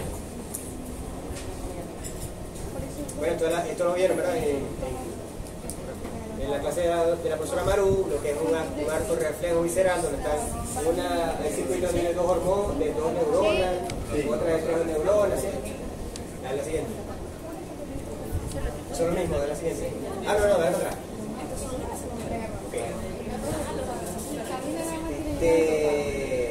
¿Cómo sabe el cuerpo que tiene que controlar la presión? Porque si nosotros le medimos la presión a un perro, ¿qué presión tiene una persona? Sabemos que la persona tiene la presión alta o la presión baja, la presión media. Pero ¿cómo sabe el cuerpo? Porque el cuerpo también tiene sus tensiómetros. ¿Esos tensiómetros dónde están? Están ubicados en el hipotálamo, aquí están en el cerebro, y hay otros que están ubicados en el arco aórtico. Entonces, constantemente el sistema autónomo está monitoreando, el sistema sensorial en este caso, porque el autónomo es un motor, ¿verdad? Y estos son sensoriales. ¿El sensorial es aferente o eferente? Diferente. El sensorial es aferente y el motor es eferente. Entonces, este es un sistema aferente. Él tiene la lectura de cuánta presión sanguínea hay. Hace la acción aferente al cerebro para decir que la tensión está bajando, y a partir del simpático actúa para producir las modificaciones vasculares. Ya dijimos que el simpático actúa modificando el diámetro vascular. Si el simpático la siguiente. El simpático actúa modificando el diámetro vascular, solamente el simpático. Para el simpático casi no hay arterias que tienen acción. La mayoría de las arterias, el cambio vascular de vasoconstricción o vasodilatación lo hace el simpático a través de las fibras alfa 1, ¿verdad? Que tienen el neurotransmisor, ¿qué?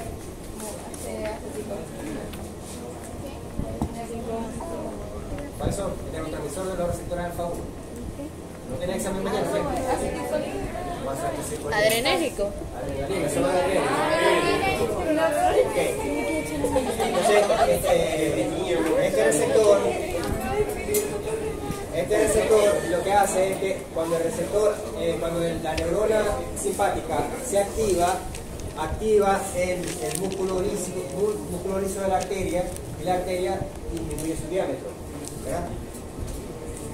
Pero siempre el nervio simpático siempre está mandando un pulso. O sea, este es el pulso, si se quiere, normal del simpático, y eso la arteria obedece con este diámetro. Se requiere vasodilatación, vasoconstricción. ¿Qué hace el nervio? Aumenta el pulso. Las veces de potencial de acción, los números de potencial de acción lo aumentan, y por lo tanto la neurona responde contrayéndose, produciendo vasoconstricción. Cuando se requiere vasodilatación, lo que hace la neurona simpática es dejar de mandar pulso. Y entonces en ese caso el músculo responde dilatándose. O sea que es la acción de la simpática, bien sea aumentando su pulso o disminuyendo su pulso, la que ejecuta la acción de vasoconstricción o la de vasodilatación. Entonces no solamente depende del flujo de sangre, la disminución de vasoconstricción, sino también por acción de los nervios vasoconstrictores. Claro, pero estamos hablando que el flujo va a depender del diámetro o va a depender de la resistencia. En este caso la resistencia del vaso sanguíneo viene dado por el diámetro. Hormonas. Hay muchas hormonas que producen vasoconstricción o vasodilatación. Este es un grupo de hormonas que son hipertensores, o sea que van a aumentar la resistencia. Y estos son un grupo de hormonas que son hipotensores, o sea que van a disminuir la resistencia. Entre eso tenemos el factor natriurético auricular, que se produce en la aurícula del corazón. ¿Se acuerdan que yo les dije que el corazón se pensaba que solo era músculo? Y resulta que descubrieron que también producía una hormona. En este caso, una sustancia es el factor natriurético auricular. Bueno, ya saben que hormonalmente, simplemente para hacer esto lo vamos a explicar mejor en renal. Y esto es cómo afecta al riñón, que ya a grosso modo pasa eso. O sea, si la persona o el animal orina mucho, o sea, tiene diuresis, la diuresis, que es el aumento de la orina, va a bajar la cantidad de sangre, porque la sangre es agua, ¿verdad? Y esa agua se está perdiendo por la orina, quiere decir que va a disminuir la cantidad de sangre. Al disminuir la cantidad de sangre, quiere decir que estamos disminuyendo la volemia, por consiguiente vamos a disminuir el gasto cardíaco. Si por el contrario el animal orina poco, va a haber poca pérdida de agua y al aumentar la volemia va a aumentar el gasto cardíaco y al aumentar el gasto cardíaco aumenta la presión. O sea que el riñón, a través de la cantidad de orina, puede controlar la presión arterial, y eso lo vamos a aplicar en renal. O sea que ya no vamos a gastar en esto. Profesor, ¿qué factores provocan el exceso de orina? Vamos a ver algunos. Bueno, es la siguiente. Y ahorita te pongo algunos. Tengo por ahí una lámpara. Pero no tomes té de Jamaica, porque eso te pone. Entonces, cuando la tensión, este en el caso de humanos, también en los animales existe esta tabla, cuando se dice que la tensión está normal, cuando la tensión arterial está en este rango verde, de 120 a 80 a 90, 60. Entonces la persona puede tener 120, 70, y está dentro de esta verde, ¿verdad? O tiene 90, 80, está dentro de lo verde. Está como en los límites, pero por ahí estaría bien. Generalmente la persona mantiene 120, 80, que sería la presión más o menos normal. Hay lo que se llama, los cardiólogos dicen prehipertensión. La prehipertensión, hipertensión es que un aumento de la presión media. O sea, cuando está de 140, entre 120 y 140 la sistólica y entre la 80 y 90 la diastólica. O sea, eso, si la persona marca algo de esto, tienes que ir a chequear eso. ¿Qué pasó? ¿Venía asustado? ¿No habéis orinado? ¿Verdad? ¿Tiene alguna causa por la cual le está subiendo la presión? De 140 es el estado de hipertensión. Aquí la persona obligatoriamente tiene que tratar de bajarse esa tensión, porque puede provocar cambios vasculares drásticos, como la ruptura de arterias, que son irremediables, y la persona puede fallecer por un derrame cerebral o por un derrame pulmonar o un derrame cardíaco, ¿verdad? Y peor si pasa de 160. Yo no, si la tensión me llegó a 200, muchachos, no está muerto, está vivo porque... Okay. Estos son los fármacos que se usan para cuando la persona mantiene constantemente una presión alta, debe medicarse para tratar de bajar algunos de todos esos factores que vimos. Tienen que tomar algún medicamento que controle algunas de esas funciones cardíacas y vasculares para mantener una tensión baja. ¿Para qué? Para evitar un accidente vascular, porque puede ser en el cerebro, en el corazón, en los pulmones, en el riñón, en el hígado, que puede provocar la muerte. Entonces, tenemos cuáles son funciones que pueden ser, básicamente, que puedan ser alteradas para controlar la presión arterial. Primero, vasodilatadores. Aumentar el diámetro vascular, ¿verdad?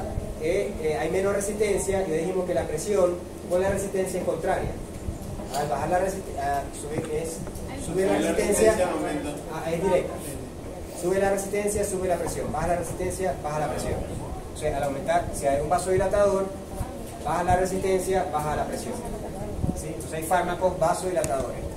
Hay otros fármacos que son inhibidores simpáticos. Ya dijimos que el simpático acelera el corazón, ¿verdad? Es decir, que aumenta la frecuencia cardíaca, es decir, que aumenta el gasto cardíaco. Yo puedo controlar el corazón bajándole la frecuencia cardíaca para evitar que el gasto cardíaco aumente. De tal manera, no aumenta la presión por culpa del gasto cardíaco. Otra, la sangre, la cantidad de sangre. ¿Qué uso? Un diurético. Todos los fármacos diuréticos van a hacer que baje la cantidad de sangre, porque baja la cantidad con la orina. El agua sale con la orina, se le quita la sangre del agua, y la sangre baja la cantidad de sangre, baja el gasto cardíaco y baja la presión. La pregunta, ¿cuáles son diuréticos? Muchas sustancias son diuréticos. La furosemida es uno de los principales diuréticos que hay. Pero ustedes muchas veces piensan que las flechas están combinadas, ¿cierto? Sí.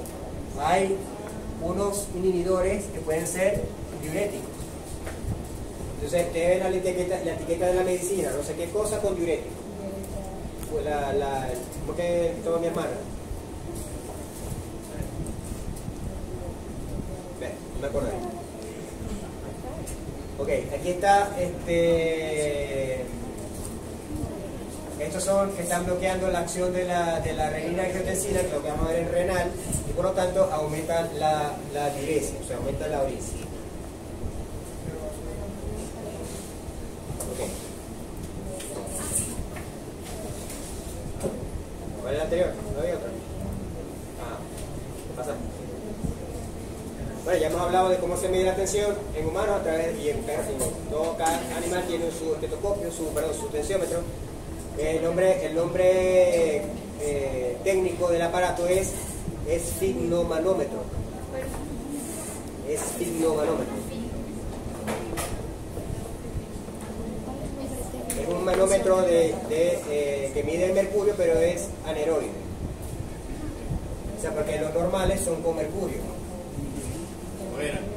Todavía existe, porque van a un hospital y habían hecho de eso. Tienen mercurio, pero los más nuevos no tienen mercurio, sino que tienen esta escala, está transmitida a un estado aneroide, que es por aire. ¿Y los que son digitales? Entonces ya no son aneroides, sino aneroides digitales.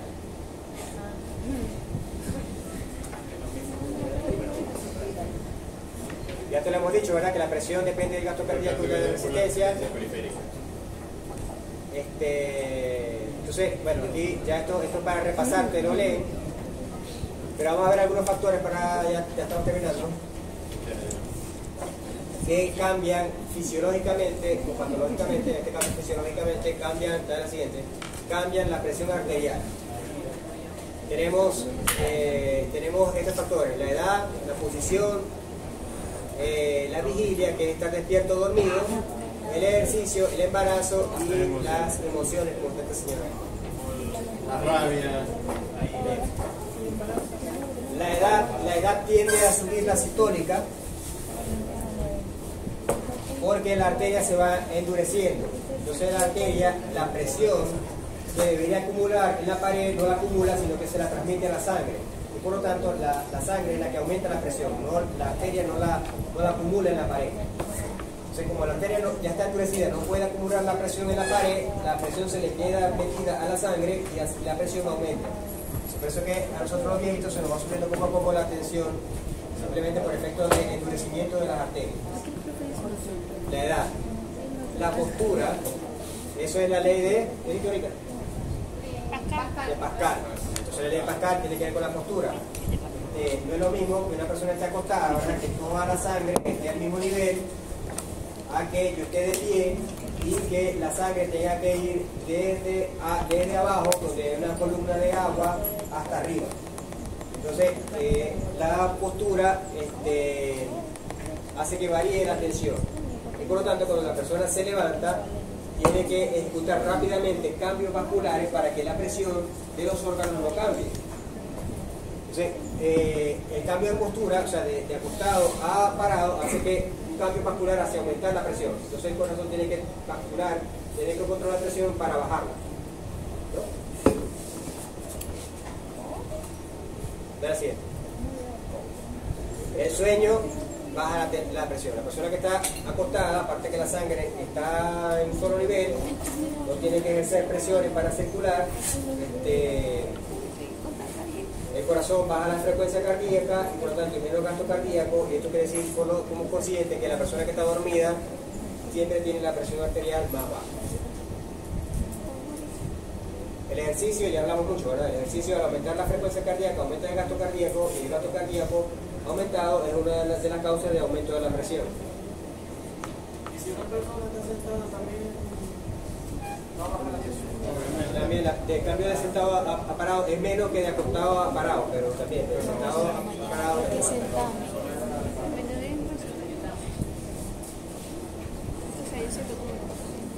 Esto es el cambio de la presión arterial. Pero bueno, básicamente es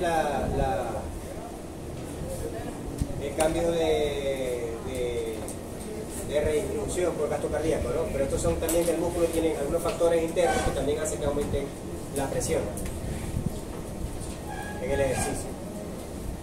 El embarazo tiende a subir la tensión, sobre todo en los últimos meses, pero más bien durante el embarazo la tensión tiende a bajar. Tiende a bajar un poco durante el embarazo y al final sube. ¿Por qué? No sé.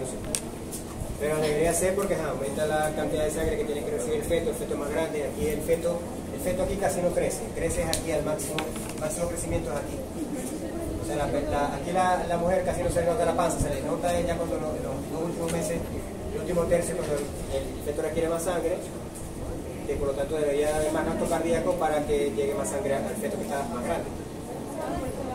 Y toda esa sangre la transmite a través de la placenta. Y bueno, la persona pasa rabia, más de uno se ha muerto, ¿verdad? De una rabia, que de una rabia y quedó templado. Y ese producto de que hubo una descarga de catecolamina, que son unos receptores adrenérgicos, se activan, hay vasoconstricción, hay aumento de la resistencia y le produce un derrame en algún sitio. O que cuando están también teniendo su relación sexual también han quedado algunos, ¿verdad? Han quedado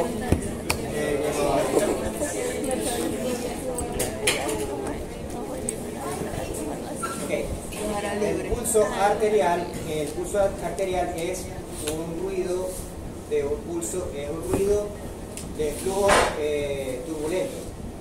Nosotros estamos provocando un flujo turbulento cuando comprimimos la arteria. Al comprimir la arteria provocamos un flujo turbulento en ese sitio donde estamos comprimiendo y es lo que nosotros sentimos como pulso. Obviamente ese pulso va a depender de la presión y la presión va aumentando cuando en la presión sistólica la presión es más alta. Por eso es que nosotros tenemos que el flujo turbulento sube y baja y el pulso es lo que sentimos ahí. O sea, lo que sentimos en el latido corazón directamente sí, porque es los cambios de presión, pero nosotros lo que estamos sintiendo como sensación es el flujo turbulento que provocamos cuando apretamos la arteria. Entonces, como es el cambio de presión, coincide con la frecuencia cardíaca y hay varios sitios donde se toma la presión en los perros, aquí sobre todo en la arteria femoral. Entonces, ¿por qué es importante tomar el pulso? Porque te mide la frecuencia cardíaca, ustedes pueden asumir el gasto cardíaco, ¿verdad? Y es un signo de función vascular, que es decir, que el vaso sanguíneo está funcionando y hay vida. Lo primero que hace el tipo que está un tipo desmayado y le pone la mano en el cuello, ¿verdad? No, si tiene pulso, porque es un signo vital. ¿Qué quiere decir que es un signo vital?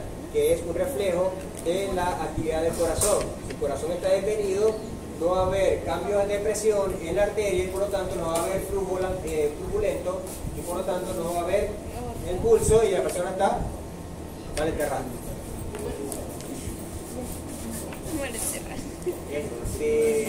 La microcirculación tiene que ver entonces ¿con qué? Con el lecho vascular, donde va a haber el intercambio de la sangre con la célula. ¿Quién va a usar la célula de la sangre?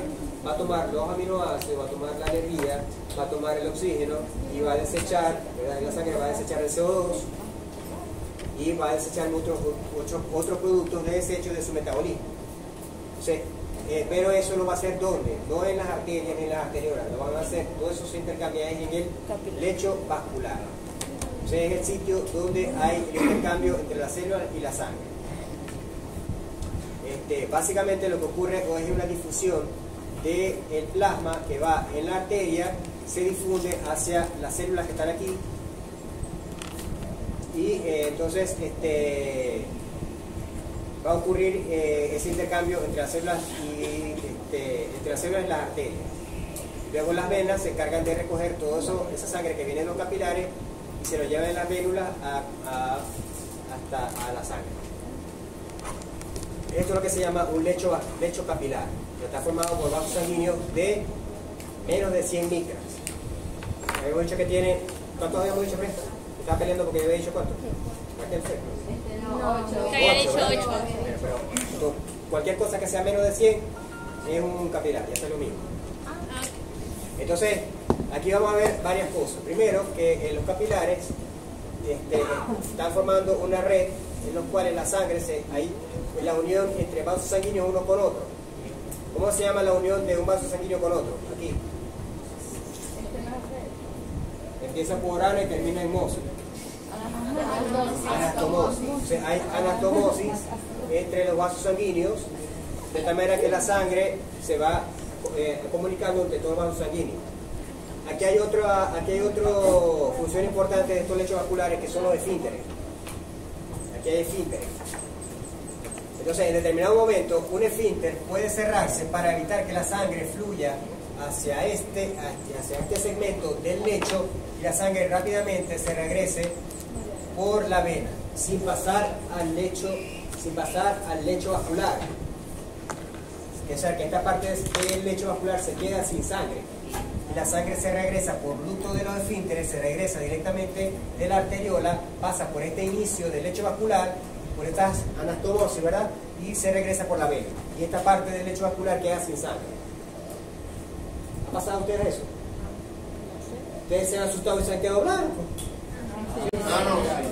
¿Por qué la piel se queda blanca cuando se queda pálido? Porque han actuado estos esfínteres y han hecho que ha dirigido la sangre no pase hacia el lecho vascular, lecho capilar, sino que se pase directamente a la vena, y este lecho capilar se queda sin sangre y la piel se pone blanca. La gente se pone pálida, ¿verdad? Esa es la función de esos esfínteres. A veces esos esfínteres se abren de más. Se abren de más. ¿Qué va a pasar si el esfínter se abre de más? ¿Qué le pasa a este lecho vascular? Se llena de sangre, entonces la gente se le pone la mejilla, ¿viste los andinitos que se le pone la mejilla roja? Eso no es que se echaron carmín, eso es sino que los esfínteres se abrieron, ¿verdad?, para aumentar la cantidad de sangre que está pasando por ese lecho vascular, y por lo tanto hay una hiperemia. Es muy importante la palabra.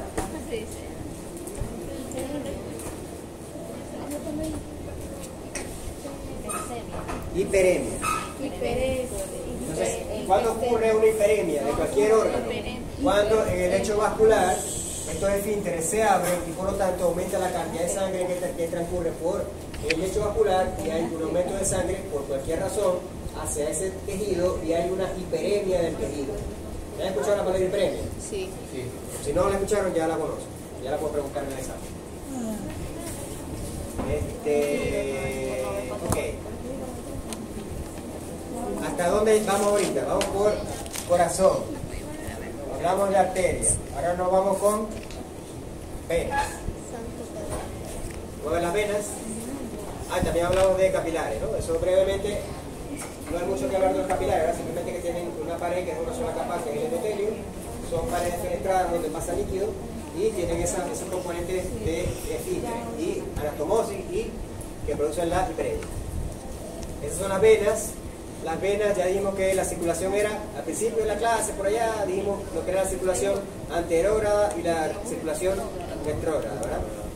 Ok, la bomba cardíaca casi no llega a las venas, sino que la vena tiene que utilizar la presión muscular y la presión negativa de la pleura para poder ir llegando desde las extremidades hasta el corazón. Lo otro es que es muy afectada por la gravedad porque está de pie, o sea, la sangre tiene que subir en contra de la gravedad, y para que no se devuelva tiene las famosas válvulas.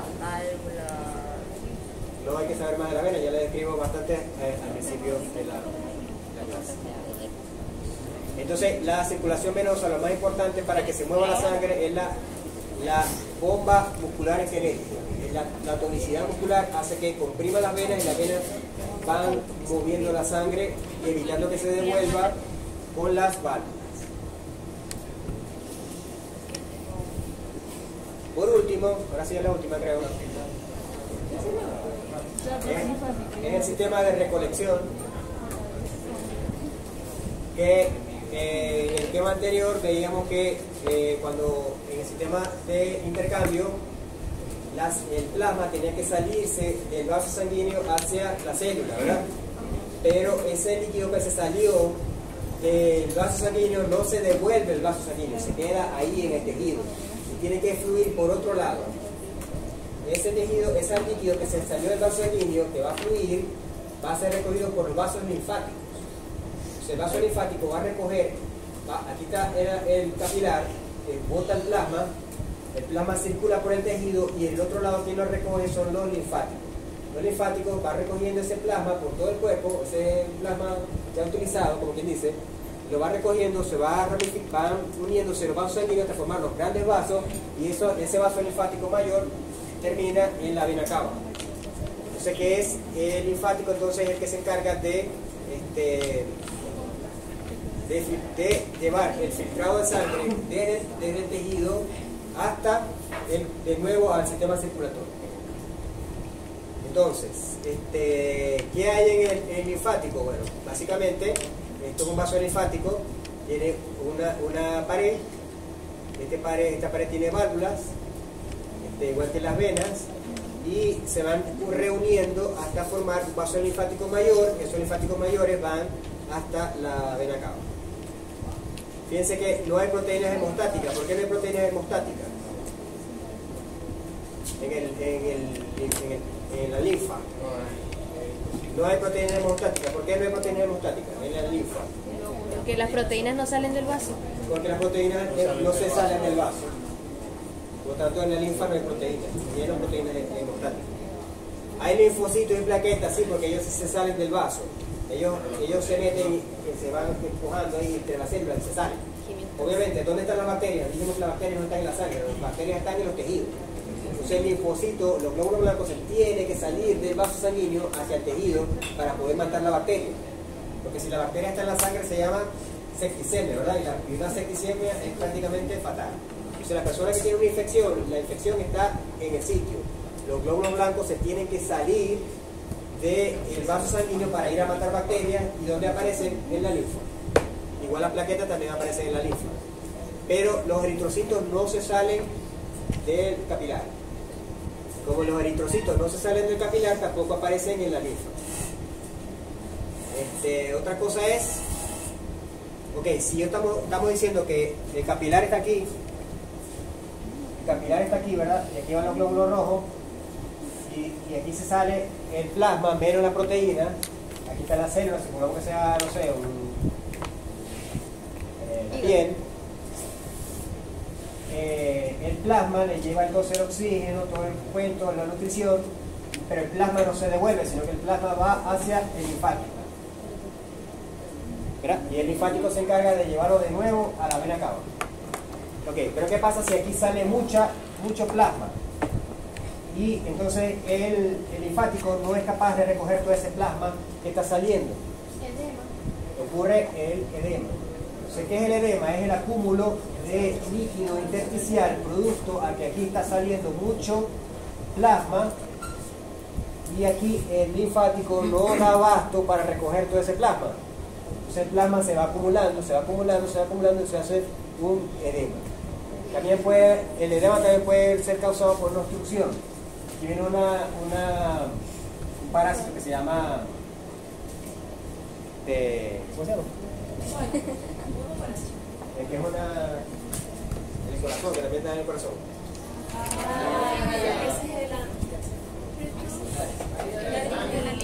¿Cuál?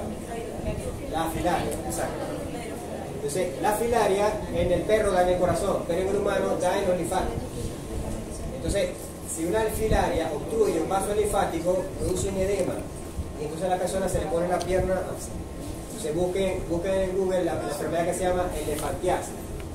Se llama elefantiasis es porque la pierna se le pone a la persona como una pata de elefante. Si no solo la pierna sube subiendo, entonces se le ponen. Ok. El linfático es importante en la absorción digestiva porque mucha de la parte de la digestión no va a la sangre, sino que va al linfático. Y el linfático es el que se encarga de absorber esa parte. Eso lo vamos a ver en el tema de digestión. ¿Cuánto se produce de linfa? Se produce de 2 a 4 por día, 2-4 litros por día. Entonces tenemos dos tipos de vasos linfáticos.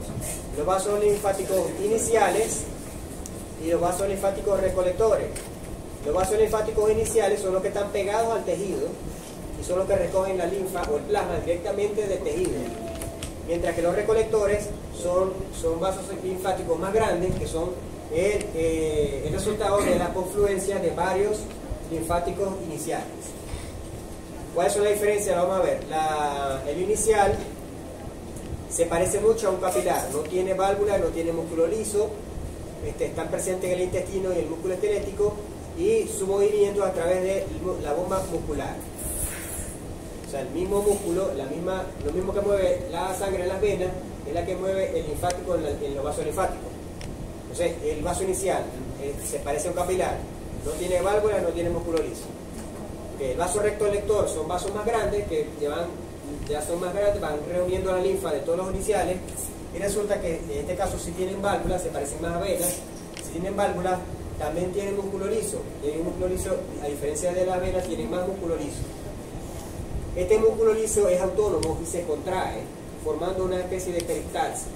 Es decir, que el propio vaso linfático va empujando, al contraerse, la linfa, empujando la linfa para llevarla a la sangre. Eso lo hacen los vasos linfáticos recolectores. O sea, hay dos tipos: el vaso linfático inicial y el vaso linfático recolector. El resto, básicamente los iniciales están en el intestino y en el músculo esquelético.